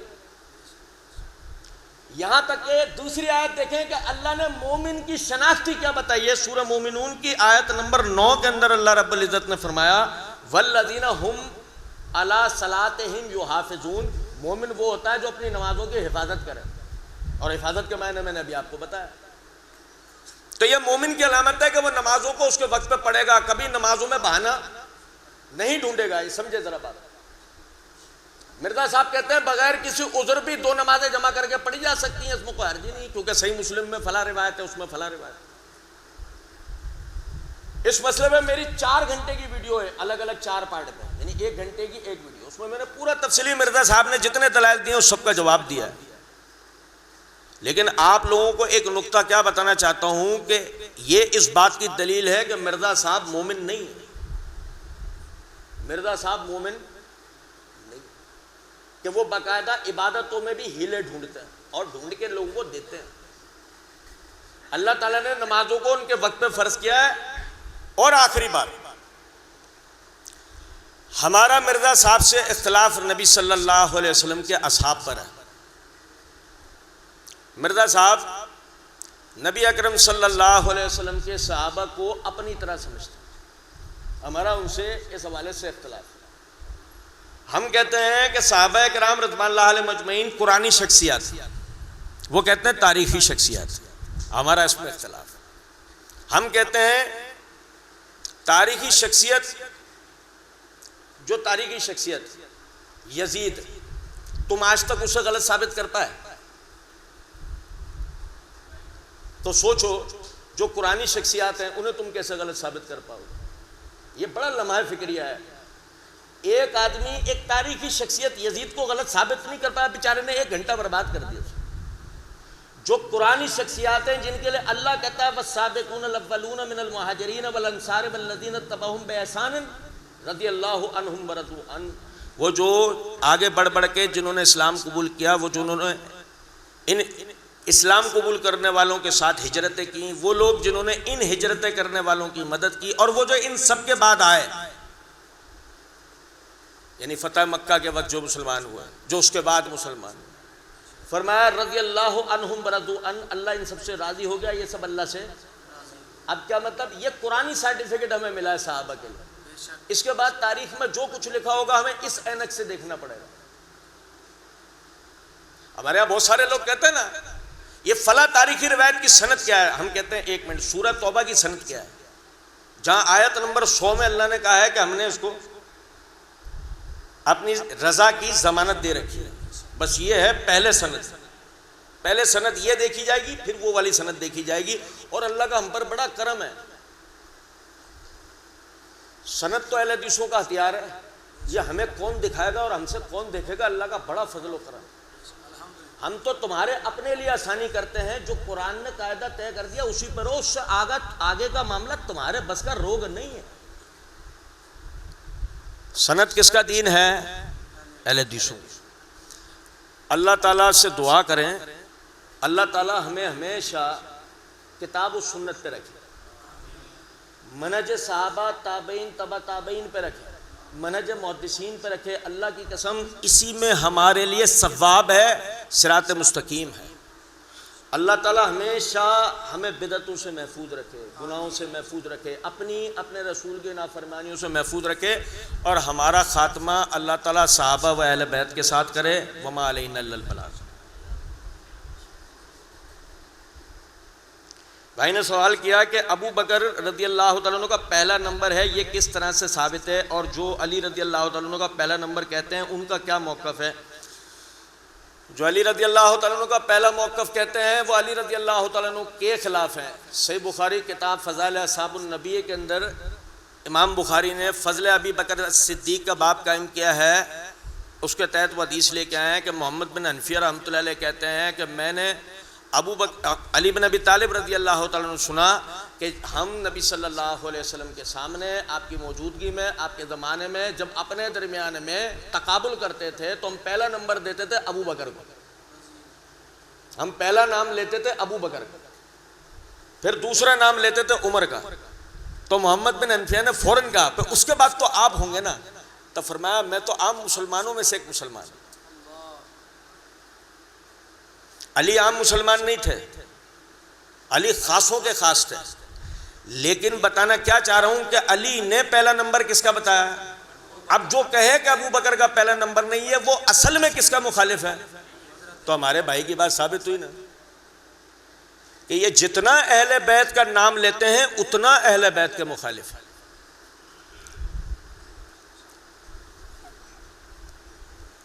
بھائی نے سوال کیا کہ بیویاں اہل بیت ہیں تو موبائل میں کیوں نہیں گئیں؟ اس لیے نہیں گئیں کہ اللہ تعالیٰ نے سورہ احزاب کے اندر نبی کی بیویوں کو وَقَرْنَا فِي بِيُوتِكُنَّ کہہ کر گھروں میں ٹھہرے رہنے کا حکم دیا ہے، اس لیے نہیں گئیں۔ ان کو بغیر کسی شرعی ضرورت کے اپنے گھر سے نکلنا جائز نہیں ہے، یہی وجہ کبھی نہیں نکلیں، پھر شرعی ضرورت سے نکلیں، اور وہ شرعی ضرورت کیا تھی؟ حج۔ واپس آئیں تو پتہ لگا کہ مدینے کو تو بلوائیوں نے گھیر رکھا ہے، آپ وہاں جائیں گی آپ کو بھی شہید کر دیں گے، تو اس وجہ سے بصرہ گئیں، اور پھر وہ جمل والا واقعہ ہوا۔ سمجھ میں آ رہی ہے کچھ بات ہے؟ نہیں، ہمارا والا کہہ رہا ہے وَقَرْنَ فِي بِيُوتِكُنَّ کے تحت وہ اس وقت کیوں نہیں گھر میں ٹھہرے رہی؟ ہم کہتے ہیں معاف کر دو، اتنا نہیں اتنے سے اللہ کے واسطے پڑھ لو کہ اصل میں ہوا کیا تھا، مسئلہ ہے کیا، عقیدہ ہے کیا، قرآن کیا بتاتا ہے۔ وہی گھوم پھر کے بات آ گئی نا کہ اللہ کے قرآن سے سب سے پہلے مسئلہ حل ہوا کہ اصل بات کیا ہے۔ وہ موبائلے کے وقت میں کیوں باہر نہیں تھے؟ اچھا ہم تو ایک بات کہتے ہیں کہ موبائلے کے وقت میں چھوڑو کہ ازواج مطہرات ساتھ نہیں تھیں، یہ بتاؤ چچا عباس کیوں نہیں تھے، چچا عقیل کیوں نہیں تھے، چچا جعفر کیوں نہیں تھے؟ وہ کیوں نہیں تھے؟ جس وجہ سے وہ نہیں تھے اس وجہ سے ازواج نہیں تھیں، بتاؤ ان کی وجہ بتاؤ۔ اگر تم کہو کہ صرف یہ اہل بیت ہیں، بڑا مزہ آئے گا، بڑا مزہ آئے گا، کیونکہ ہم نے دوبارہ تم سے ایک اور مرتبہ تصدیق کروا لی کہ بس جو اس چادر کے اندر ہیں وہی اہل بیت ہے۔ ہو گیا؟ اب بتاؤ خدیجہ اہل بیت ہیں یا نہیں؟ حمزہ اہل بیت تھے یا نہیں؟ بس ان دو کا فیصلہ کر دو، باقی سارے تمہیں معاف۔ اگر وہ جس دلیل سے اس چادر سے مستثنا ہو سکتے ہیں اسی دلیل سے یہ سب حضرات بھی مستثنا ہوں گے۔ بھائی کہتے ہیں کیا معاویہ کے دور میں علی پر منبروں پہ لعنت کروائی گئی؟ نہیں بھائی جان، بڑا آسان ہے، جو آدمی بھی آپ سے یہ بات کہے اس سے کہیں 3 مسجدیں ڈھونڈ کے دکھاؤ، قرآن معاف، حدیث بھی معاف، تاریخ سے 3 مسجدیں ڈھونڈ کے لاؤ جن کے منبر سے نعوذ باللہ من ذالک امیر المومنین علی بن ابی طالب رضی اللہ تعالیٰ عنہ پہ لعنت کی جا رہی ہو۔ 3 مسجدیں، آسان ہے نا، 3 مسجدیں ڈھونڈنی ہے بس، قرآن معاف، حدیث معاف، ساری تاریخ سے ڈھونڈ کے لے آؤ، سند ثابت ہونی چاہیے۔ یہ مت کرنا کہ کوئی جھوٹی لنگڑی لولی روایت لا کے کر لو اب تسلیم کر لو، نہیں، کیونکہ ایسے تو خصائص و کبریٰ میں یہ جملہ جلال الدین سیوطی رحمۃ اللہ علیہ نے بھی ایک شخصیت کی طرف منسوب کیا مگر سند نہیں دی، اور ان کے اور اس شخصیت کے درمیان میں 800 سال ہے۔ تو اس لیے ہم یہ کہتے ہیں تمہیں سب معاف، تم صحیح سند سے تاریخ سے 3 مسجدیں لا دو جس کے منبروں سے لعنت کی جا رہی ہے، جو نہیں ملے تو مانو کہ تم پروپیگنڈے کا شکار ہو، بس اور کوئی بات نہیں۔ بھائی نے کہا حدیث عمار کی وضاحت کر دیں. حدیث عمار کی وضاحت بہت واضح طریقے سے اگر سمجھنی ہو تو پہلے اہل بیت سے سمجھیں. کس سے؟ اہل بیت. چچا عباس کے لڑکے عبداللہ، چچا عباس کے لڑکے عبداللہ، ان کے پاس 2 شاگرد آئے. کہنے لگے حضرت خارجیوں کے حوالے سے نا کوئی حدیث بیان کریں. کس کے حوالے سے؟ خارجیوں کے حوالے سے. وہ کہنے لگے مسجد نبوی کی ہم تعمیر کر رہے تھے، ہم ایک ایک اینٹ اٹھا کے لا رہے تھے، عمار 2 اینٹ اٹھا کے لا رہے تھے. تو نبی صلی اللہ علیہ وسلم نے جب یہ دیکھا فرمایا عمار تیرے لیے خرابی ہو، تجھے ایک باغی گروہ شہید کرے گا، تو انہیں جنت کی طرف بلا رہا ہوگا، وہ تجھے جہنم کی طرف بلا رہے ہوں گے. چچا عباس نے کیا سمجھایا کہ قاتلین عمار کون ہیں؟ خارجی. بھائی نے سوال کیا کہ اللہ تعالیٰ عرش پر ہے، ہمارا عقیدہ یہی ہے. ایک حدیث ہے اللہ تعالیٰ ہر رات آسمان دنیا پر آتے ہیں، یہ حدیث بھی سمجھا دیجئے. اس میں سمجھانا کیا ہے؟ یہ اللہ نے ہی تو بتایا. نہیں سمجھے؟ اس میں سمجھانا کیا ہے؟ اللہ تعالیٰ ہر رات دنیا کے آسمان پہ نزول کرتے ہیں، یہ اللہ نے ہی ہمیں بتایا ہے نا. بھائی صحیح بخاری کتاب التوحید کے اندر یہ حدیث ہے، نبی اکرم صلی اللہ علیہ وسلم نے یہ الفاظ ہی اللہ کی طرف منسوب کیے ہیں کہ اللہ تعالیٰ ہر رات دنیا کے آسمان پہ نزول کرتا ہے اور اعلان کرتا ہے کہ ہے کوئی مجھ سے دعا کرنے والا میں اس کی دعا قبول کروں، ہے کوئی مجھ سے مغفرت کا طالب میں اسے معاف کر دوں. تو جیسے نبی اکرم صلی اللہ علیہ وسلم نے بتایا ویسا آپ نے یہاں لکھا، اور جیسا آپ نے یہاں لکھا اس پہ ہم سب ایمان رکھتے ہیں. اس میں کیا سمجھانا؟ یہ ایسی کی ایسی بات ہے. بھائی نے کہا کیا مسلم بن عقیل کو ابن زیاد نے شہید کروایا تھا؟ ثابت نہیں ہے. روایتوں میں آتا ہے ابو مخنف لوط بن یحییٰ ازدی نے تاریخ طبری میں اس سے روایت آتی ہے کہ وہ اس کے حکم پہ اہل کوفہ نے آپ پر حملہ کیا. لیکن دوسری طرف وہی ابو مخنف اسی تاریخ طبری میں بیان کرتا ہے اور بتانے والے واعظین و ذاکرین منبروں سے بیٹھ کے واقعہ کربلا سناتے ہوئے یہ جملہ بھی بتا رہے ہوتے ہیں ساتھ ساتھ کہ ادھر مسلم بن عقیل کو ابن زیاد کے کہنے پر مسلم بن عقیل رضی اللہ تعالیٰ عنہ کو شہید کر دیا. یہ میں رضی اللہ تعالیٰ عنہ عقیل کی وجہ سے کہہ رہا ہوں، ان کے والد عقیل صحابی رسول تھے نا، علی رضی اللہ عنہ کے بھائی تھے.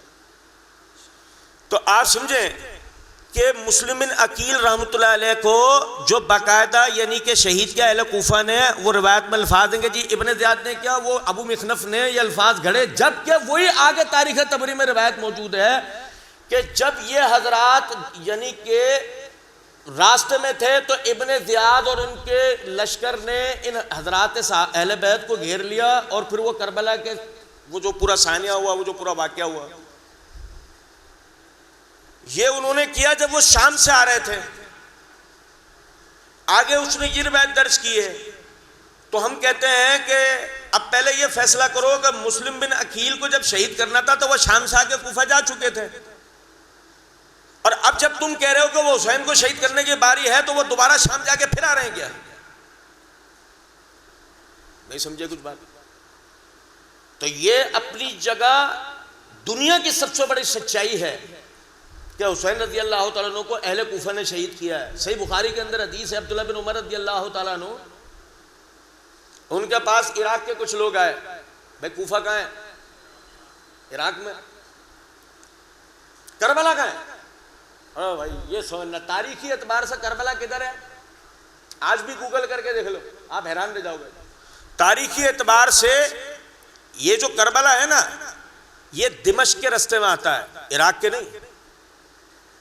یہ تو بعد میں فاطمی خلفاء نے جو حدود بڑھائی ہے، ان حدود کی وجہ سے یہ کربلا کا حصہ بھی عراق میں آ گیا ہے. ورنہ آپ گوگل کر کے دیکھ لو، تاریخی اعتبار سے یہ دمشق یعنی شام کے دارالحکومت کا رستہ تھا. تو حسین کہاں جا رہے تھے؟ مسلم بن عقیل کی شہادت کے بعد حسین کہاں جا رہے تھے؟ کوفہ، مدینہ، کہاں؟ یزید کے پاس دمشق. یہی وجہ ہے کہ جب بلوائیوں نے گھیرا تو ہمارے واعظین اور ذاکرین بتا رہے ہوتے ہیں نا کہ حسین رضی اللہ تعالیٰ عنہ ان کے سامنے 3 شرطیں رکھی کہ مجھے اللہ کے راستے میں جہاد کے لیے سرحدوں کی طرف جانے دو، یا میں جہاں سے آیا ہوں واپس مجھے وہاں جانے دو، یا مجھے یزید کی طرف جانے دو. یہ ہے نا الفاظ، یہی سناتا ہے. تو عرض کرنے کا یہاں پہ مطلب یہ ہے، اب سمجھیں اس بات کو اہل عراق آئے، آ کے عبداللہ بن عمر رضی اللہ تعالیٰ عنہ سے پوچھا حضرت مکی ہے نا، مکی کسی نے مار دی، اب اس کا خون بہا، یعنی ہر جانا کیا ہے، مکھی مار دی، اس کا ہر جانا کیا ہے؟ عبداللہ بن عمر رضی اللہ تعالیٰ عنہ نے جواب کے اندر فرمایا جب اللہ کے رسول صلی اللہ علیہ وسلم کے نواسے کو شہید کر رہے تھے تو تم نے اس وقت خون بہا پوچھا تھا؟ اس وقت پوچھا تھا تم نے؟ کیا پتہ لگا؟ کیا ان کو شامیوں نے شہید کیا؟ کس نے شہید کیا؟ کوفیوں نے۔ اب جب کوفیوں نے شہید کیا تو یہ بات سمجھنا ذرا، اس بات کو تھوڑی دیر کے لیے تسلیم کرو کہ ابن زیاد کے کہنے پہ بھی کیا ہوتا، تھوڑی دیر کے لیے تسلیم کرو، تو کم سے کم یہ تو ماننا پڑے گا نا کہ گناہ میں ابن زیاد کے ساتھ سارے کے سارے شیعہ برابر کے شریک ہیں نا۔ کون شیعہ؟ یہ شیعہ وہ نہیں کہتے تھے خود کو، یہ نام ان کو زین العابدین رحمۃ اللہ علیہ نے دیا ہے، اور سنو کیسے دیا ہے، توجہ سنو۔ وہ اس وقت بے ہوش ہو گئے تھے، بخار کی شدت تھی ان پہ، وہ بے ہوش ہو گئے تھے بخار کی شدت کی ایسے۔ یہ حادثہ یہ ثانیہ ہوا، خانوادہ رسول پہ حملہ ہوا، سب شہید ہو گئے۔ حملہ کرنے والے بلوائیوں کو یہ لگا کہ شاید یہ لڑکا بھی خدا نہ خاصہ ہمارے ہاتھوں شہید ہو چکا ہے، وہ چلے گئے۔ بعد میں جب یہ ہوش میں آئے، یہ معاملہ سارا پتہ لگا، پھوپھی زینب وہاں موجود تھی، تو اہل کوفہ جو عورتیں بوڑھے بچے تھے نا وہ رونے وہاں پہنچ گئے، وہ کہنے لگے یہ کون لوگ ہیں؟ کہ اہل کوفہ ہیں۔ تیرے باپ کو بلانے والے، تیرے باپ کے چاہنے والے، عربی میں لفظ ہے شیعہ، تیرے باپ کو بلانے والے، تیرے باپ کو یاد رکھنا، جس نے بھی حب اہل بیت کا چورن بیچا تاریخ گواہ ہمیشہ سے وہی اہل بیت کا دشمن نکل کے آیا ہے۔ اگر حب اہل بیت میں کوئی مجھے رافضی سمجھتا ہے تو سمجھتا رہے، ہاں تو تیرے باپ دادا نے ان کو شہید کیا تھا بھائی، ڈرامے بازی مت کر۔ اور سنو توجہ سے،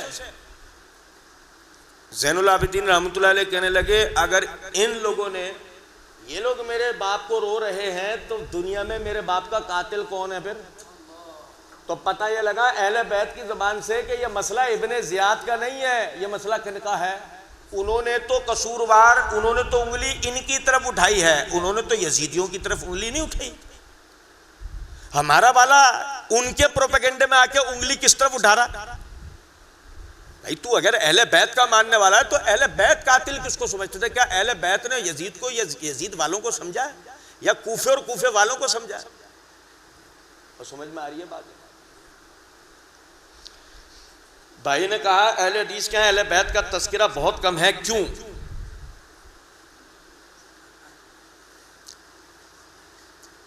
جس بھائی نے سوال لکھا وہ ایمانداری سے ایک بات بتایا، امام بخاری رحمۃ اللہ علیہ اہل حدیث تھے نا، امام مسلم اہل حدیث تھے نا، امام احمد بن حنبل اہل حدیث تھے نا، اور اگر نہیں پتا ہے اس بات کا تو شرف اصحاب الحدیث خطیب بغدادی رحمۃ اللہ علیہ کی کتاب پڑھ لو، خطیب بغدادی نے ان سب کا اہل حدیث ہونا بتایا ہے۔ اور سمجھو ذرا بات کو، یہ سارے حضرات اہل حدیث تھے نا، آپ جو اہل بیت کی فضیلت کی روایتیں پڑھ کے سناتے ہو، کس کی کتابوں سے پڑھ کے سناتے ہو؟ اہل حدیثوں کی۔ شرم نہیں آتی؟ بولنے سے پہلے کچھ تو سوچا کرو۔ ابے سنا ہماری کتابوں سے رو، ہمیں کہہ رہو ہمارے پاس تذکرہ نہیں۔ ابے تذکرے ہم نے دیے تمہیں، تذکرے کس نے دیے بھائی؟ اللہ کے کرم سے تذکرے ہمارے بزرگوں نے تمہیں دیے۔ چلو ایک تحقیق کا نقطہ دے رہا ہوں، تحقیق کا نقطہ۔ فضائل اہل بیت جو ہیں وہ 300 ہجری سے پہلے کوئی بھی رافضیوں کی کتاب جو دنیا میں موجود تھی اس میں ثابت کرو، 300 ہجری سے پہلے۔ اگر بالفرض نہیں ہوتی تو 300 ہجری سے پہلے تو دور کی بات ہے، 41-48 ہجری میں صحیفہ حمام بن منبہ سے ہم اہل بیت کی فضیلت کی روایت پڑھ کے سنائیں گے آپ کو۔ تو پتہ کیا لگا؟ فضیلت اہل بیت آپ تک پہنچانے والے کون تھے بھائی؟ وہ اہل حدیث تھے یار۔ اچھا اب آپ کو ایک فطری بات بتاتا ہوں، یہ بھائی جان یہ ذرا توجہ کیجیے گا، اب آپ کو ایک فطری بات بتاتا ہوں۔ فطری بات یہ ہے کہ آپ ہم سے شکوہ کرتے ہیں کہ آپ اہل بیت کا تذکرہ نہیں کرتے ہیں۔ توجہ سننا، توجہ سننا۔ بریلوی ہم سے تذکرہ، وہ بریلوی ہم سے شکوہ کرتے ہیں تم بزرگوں کا ذکر نہیں کرتے۔ مقلدین ہم سے شکوہ کرتے ہیں تم اماموں کا ذکر نہیں کرتے۔ ایک مخصوص گروہ ہم سے شکوہ کرتا ہے تم منبروں سے خلافت کا ذکر نہیں کرتے۔ ایک اور مخصوص گروہ ہے، میں یہ اس کا نام اس لیے نہیں لے رہا ہوں کہ اس پہ پاکستان میں پابندی ہے اس گروہ پہ۔ ایک اور مخصوص گروہ ہے جو کہتا ہے تم جہاد بیان نہیں کرتے۔ پھر ایک اور مخصوص گروہ ہے جو کہتا ہے منبروں سے واقعہ کربلا کیوں نہیں سناتے۔ پھر ایک اور مخصوص گروہ ہے جو کہتا ہے سرکار کا نور و بشر ہونا ذکر کیوں نہیں کرتے۔ اگر ہم آپ لوگوں کی خواہشات پہ عمل کرتے چلے جائیں تو دین کب بتائیں گے بھائی؟ عقیدے کب بتائیں گے؟ نماز کب بتائیں گے؟ روزے کب بتائیں گے؟ زکوٰۃ کب بتائیں گے؟ حج کب بتائیں گے؟ معیشت کب بتائیں گے؟ معاشرت کب بتائیں گے؟ اور سب چھوڑو، چلو بھائی ہم آپ سے معافی چاہتے ہیں کہ ہم نے اہل بیت کا آپ سے ذکر نہیں کیا، آپ کو پتہ لگ گیا، آپ پڑھ لو بقیہ میں تو جو دین صحیح ہے اس کی پیروی کرو نا۔ ہم نے آپ سے بھی معذرت کر لی، آپ جیسے دوسرے لوگوں سے بھی معذرت کر لی۔ آپ کو پتہ ہے ہمارے منبروں سے تو عیسیٰ علیہ السلام کا بھی ذکر نہیں ہوتا، جس کے لیے عیسائی ہم سے شکوہ کرتے ہیں کہ تم یسوع مسیح کا، قرآن میں سب سے زیادہ ذکر موسیٰ کے بعد اگر کسی نبی کا ہوا تو وہ عیسیٰ کا، تم مسلمان اپنے منبروں سے یسوع مسیح کی سیرت کیوں نہیں بتاتے ہو؟ آپ اس کا جواب ہمیں سمجھائیں۔ ہم یسوع مسیح اور ان کی والدہ جو کہ اہل بیت ہیں ان کا بھی ذکر نہیں کر پاتے، ہے نا ہم سے شکوہ ان کا صحیح۔ میں محرم میں اگر آپ سے کہہ دوں کہ اس محرم کے 10 دن میں ہم آپ کو سیرت رسول سنائیں گے تو آپ تڑپ اٹھو گے اور ہم سے کہو گے کیوں یار محرم میں کیوں اہل بیت کا ذکر کرو۔ میں اگر آپ سے مثال ذی الحجہ کے مہینے میں یہ کہہ دوں کہ یار سیرت رسول بتانے دو، آپ کہو گے مولوی صاحب حج کے مسائل کب بتاؤ گے۔ میں آپ سے شعبان کی 11 تاریخ کے بعد یہ کہہ دوں کہ اب مجھے سیرت رسول بتانے دو، آپ کہو گے 15 شعبان کی بدعتیں کب سمجھاؤ گے۔ اور میں آپ کو نماز کا طریقہ بیان کرنا چھوڑ دوں تو آپ کہیں گے ہاں سنتیں چھپا لی نا، نہیں بتاتے نا مسئلہ رفع الیدین۔ تو بھائی آپ تو ہم سے کبھی راضی ہی نہیں ہوگے،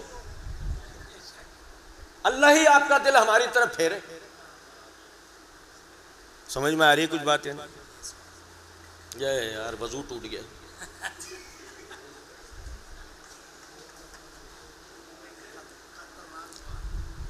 بھائی نے سوال کیا کہ اسحاق بدنی کے بارے میں آپ کا کیا نظریہ ہے۔ وہ مولانا بھی ساتھ لکھا تھا، ہماری نظر میں نہیں ہے تو اس لیے نہیں بولا۔ وہ کہا کہ اسحاق بدنی کے بارے میں آپ کا کیا نظریہ ہے۔ بھائی جان جو آدمی کہے کہ نبی صلی اللہ علیہ وسلم آخری نبی نہیں ہے، جو آدمی کہے کہ علی بن ابی طالب کو قتل کرنے والا عبد الرحمن ابن ملجم بھی جنت میں جائے گا، اس آدمی کے بارے میں بتاؤ ہم کیا نظریہ رکھیں۔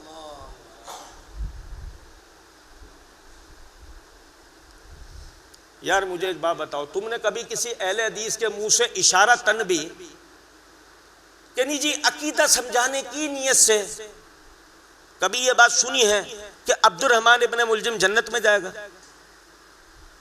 اللہ اس کو جنت سے 1000 سال کی دوری سے گزار دیں گے؟ کبھی کسی اہل حدیث نے یہی بول دیا؟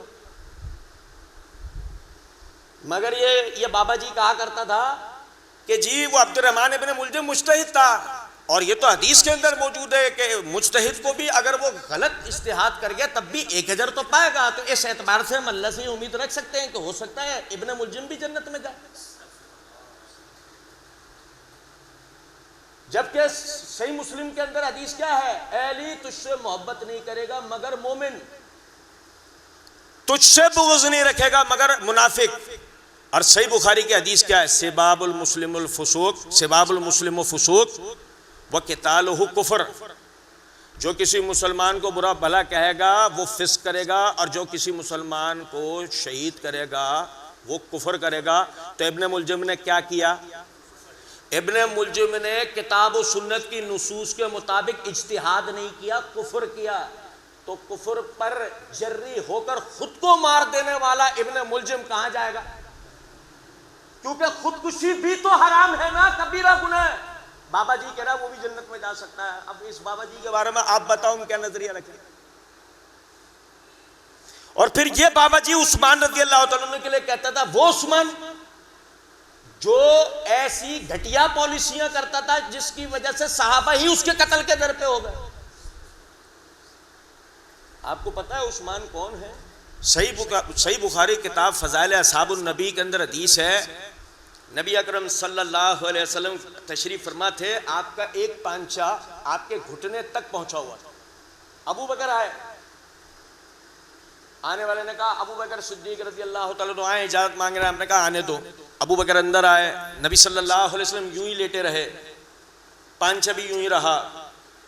عمر آئے، آنے والے نے بتایا عمر آئے ہیں، نبی اکرم صلی اللہ علیہ وسلم نے کہا آنے دو، آپ صلی اللہ علیہ وسلم یوں ہی لیٹے رہے، پانچہ بھی یوں ہی رہا۔ آنے والے نے بتایا عثمان ہے، نبی صلی اللہ علیہ وسلم نے فرمایا کہ ان کو اندر آنے کی اجازت دو، اٹھ کے بیٹھے اور پانچہ صحیح کیا۔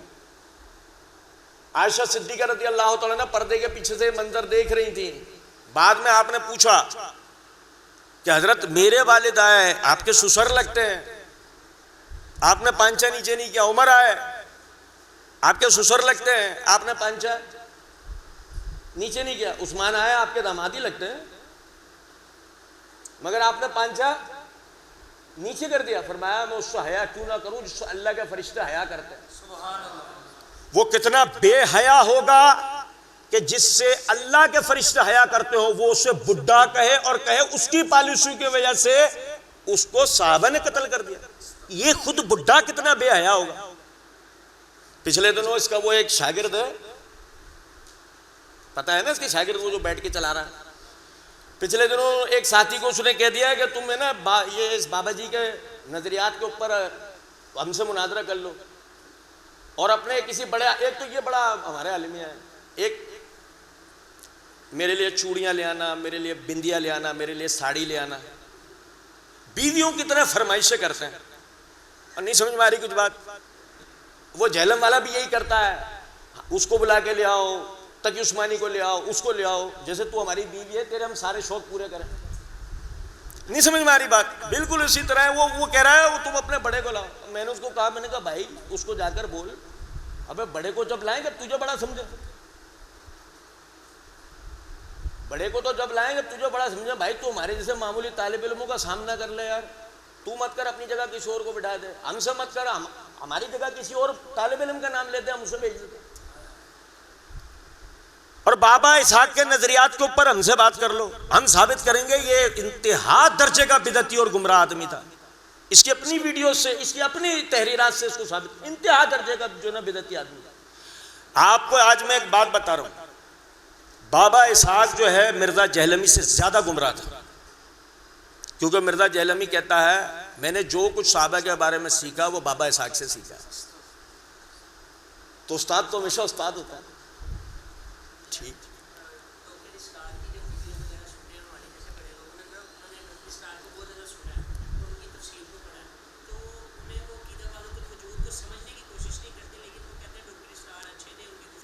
یہ میرا درس پورا اسی موضوع پہ تو ہوا ہے۔ ہر وہ بدعتی جو کسی بدعت کی طرف دعوت دیتا ہو، وہ چاہے کتنی اچھی باتیں کرتا ہو، اس کو نہیں سننا چاہیے۔ ڈاکٹر اسرار جب وحدت الوجود کا عقیدہ رکھتے تو ان کو سننا جائز نہیں ہے۔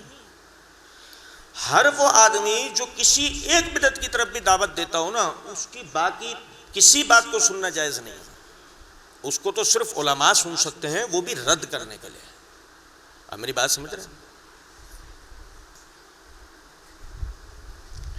ایک بھائی کا سوال ہے کہ ہمیں دفاع صحابہ نہیں کہنا چاہیے کیونکہ صحابہ کا دفاع تو اللہ نے خود کیا، ہمیں صحابہ کے فضائل بیان کرنے چاہیے۔ بھائی اللہ تعالیٰ آپ جیسا جذبہ سب کو دے، لیکن مسئلہ یہ ہے کہ اصل میں اللہ تعالیٰ نے بھی صحابہ کا دفاع نہیں کیا ہے۔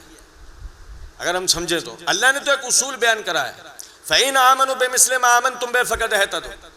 تمہارا ایمان بھی ثابت جب ہوگا جب تم اپنا ایمان صحابہ سے ثابت کرو۔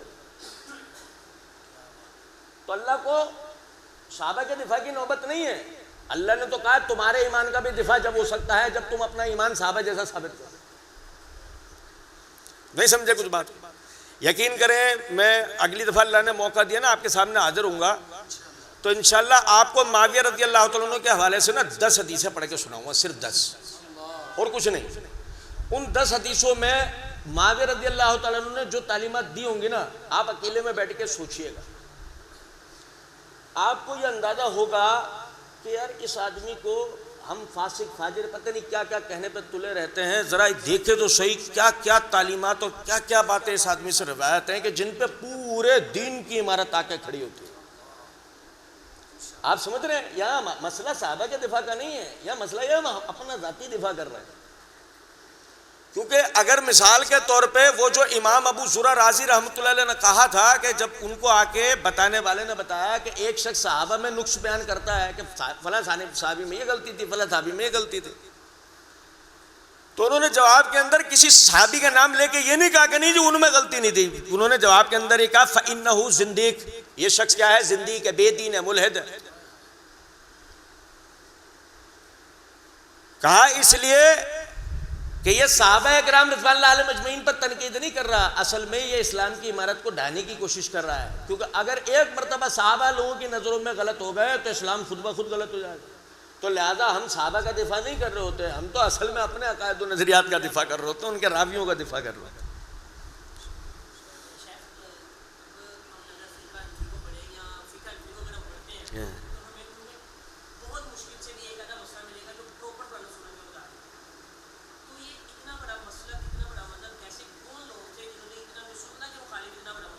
دیکھیں وہاں تو ایک سمجھے گا ذرا بات کو، ایک فقہ حنفی منسوب ہے امام ابو حنیفہ رحمۃ اللہ علیہ کی طرف نا، ادھر دیکھیں نا فقہ جعفری کو جو 12 اماموں کی طرف منسوب،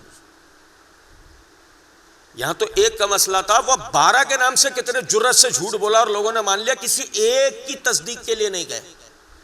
یہاں تو چلو ایک کے لیے آدمی سوچے نا کہ ایک 90 ہجری پیدائش 150 ہجری وفات، اب اتنی دور جا کے کون ڈھونڈنے کا، صاحب قدوری جو بتا رہے ہیں وہی سن لو، لیکن یہاں تو مسئلہ یہ ہے 12 ائمہ کسی ایک کے پیچھے نہیں گئے، علی سے لے کے محمد بن عبداللہ المہدی تک، تو ہر امام کے نام سے کبھی 150 سال بعد، کبھی 200 سال بعد، کبھی 300 سال بعد ان کے انتقال کے، ان کے شاگردوں کے انتقال کے، ان کے مقلدین نے بعض مسائل جن میں وہ ہیلے تراشنے چاہتے تھے اور شریعت کی مخالفت کرنا چاہتے تھے ان کے نام سے فتاوے گھڑ دیا۔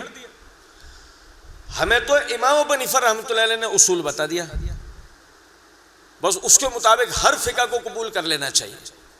اور وہ اصول کیا ہے کہ زفر بن حذیل اور ابو یوسف کے درمیان میں نا مناظرہ ہوا، تو ابو یوسف عمر میں بڑے تھے، تو امام ابو حنیفہ رحمۃ اللہ علیہ نے انہیں بلایا، کہنے لگے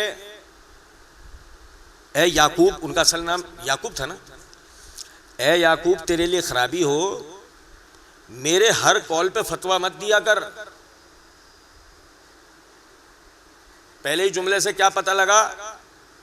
پوری فقہ حنفی مشکوک ہو گئی، میرے ہر قول پہ فتویٰ نہ دیا کر، میری آج ایک رائے ہوتی ہے، کل میں کتاب و سنت سے رجوع کرتا ہوں، اپنی رائے کو اس کے خلاف پاتا ہوں، اس کو چھوڑ دیتا ہوں، کتاب و سنت لے لیتا ہوں، پرسوں میری ایک رائے ہوتی ہے، اس سے اگلے دن میں کتاب و سنت کی طرف رجوع کرتا ہوں، اپنی رائے کو کتاب و سنت کے خلاف پاتا ہوں، کتاب و سنت کو لے لیتا ہوں، تو تیرے پاس جب تک میری بات کی دلیل نہ ہو میرے قول پہ فتویٰ نہ دے۔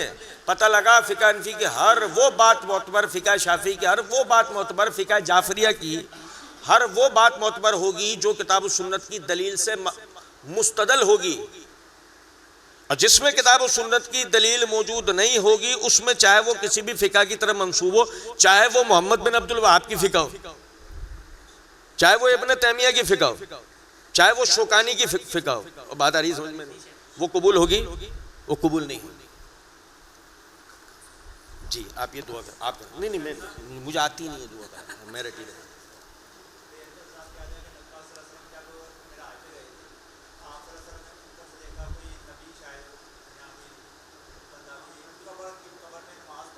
موسیٰ علیہ السلام کو دیکھا تھا نا، ہاں موسیٰ علیہ السلام زیادہ میں زیادہ دلیل کس کے لیے بنی؟ باقی کے لیے دلیل چاہیے.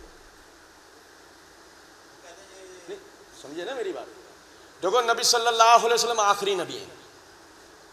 ما کانا محمد ابا احد من رجالکم ولکن رسول اللہ و خاتم النبیین. یہ کس کے لیے ہو گیا؟ نہیں اس سے ثابت ہوا تمام نبی آخری نبی. جس کے لیے بات ہو رہی ہے اسی کے لیے ہم یہ عقیدہ رکھیں گے نا. موسیٰ علیہ السلام کے لیے اللہ نے کہا وَكَلَّمَ اللَّهُ مُوسَىٰ تَكْلِيمًا. اللہ نے موسیٰ سے اسی طرح کلام کیا جیسے کلام کیا جاتا ہے. کوئی تعویل نہیں, کوئی دوسرے معنی نہیں, کوئی دوسرا مطلب نہیں. ٹھیک ہے. اب کوئی کہ اس کا مطلب اللہ تعالیٰ ہر نبی ہر رسول سے براہ راست کلام کرتا ہے. سمجھے بات کو؟ تو اگر قبر میں دیکھا موسیٰ علیہ السلام کو دیکھا تو زیادہ سے زیادہ کیا ثابت ہوا؟ موسیٰ علیہ السلام کا. بقیہ کے لیے دلیل دو. اور ایسے ہی دلیل چاہیے جیسے اللہ کے رسول نے بتائی ہے نام لے کے. کیونکہ جب اللہ کے نبی صلی اللہ علیہ وسلم گئے تو انہوں نے تو اور بھی قبریں دیکھی ہوں گی نا, صرف موسیٰ علیہ السلام کا ہی نام لے کر کیوں بتایا؟ اس کا مطلب باقی کوئی. حالانکہ بات ایسے بات یہ ہے, آپ اس کی تفصیل جاننا چاہیں تو سورہ بنی اسرائیل کے ابھی درس چل رہے ہیں تو آپ چینل پہ جا کے دیکھیں گے نا, تو پہلی ہی جو آیت ہے سورہ بنی اسرائیل کی اس کے 3 درس ہوئے ہیں. وہ جو 3 درس ہوئے ہیں اس میں نے یہ قبر والے واقعے کی تفصیلات بتائیں. یہود یہ عقیدہ رکھتے ہیں کہ موسیٰ علیہ السلام کی قبر میں تابوت سکینہ, عصائے سلیمان, عصائے موسیٰ اور تخت سلیمان وغیرہ یہ ساری چیزیں اس کے اندر موجود ہیں جو اگر ہمیں حاصل ہو جائیں تو جیسے ان حضرات کو پوری دنیا کی حکومت ملی تھی نا ہمیں بھی مل جائے گی. تو وہ موسیٰ علیہ السلام کی قبر ڈھونڈ رہے ہیں. تو نبی اکرم صلی اللہ علیہ وسلم نے اپنے معراج کی خوبیوں میں سے ایک خوبی کیا بتائی کہ اللہ نے مجھے موسیٰ علیہ السلام کی قبر دکھائی اور مجھے شناخت ہو تو اس لیے موسیٰ علیہ السلام کو کیسا دکھایا کہ وہ نماز پڑھ. ورنہ اگر موسیٰ علیہ السلام وہاں زندہ ہوتے تو چوتھے آسمان پر کس کو دیکھا تھا؟ کیا ثابت ہوا؟ وہ وہاں زندہ نہیں ہے. کہاں ہے؟ بل احیاء عند ربہم یرزقون فرحین بما آتاہم اللہ من فضلہ. جو اللہ کے راستے میں مارے جائیں وہ اپنے رب کے پاس زندہ ہیں, روزیاں پا رہے ہیں, خوش ہیں ان انعامات و ان فضائل کے اوپر جو اللہ نے ان کو وہاں عطا کیا. لہٰذا اس 10 فٹ کی قبر میں زندہ ماننے کا عقیدہ صحیح نہیں ہے.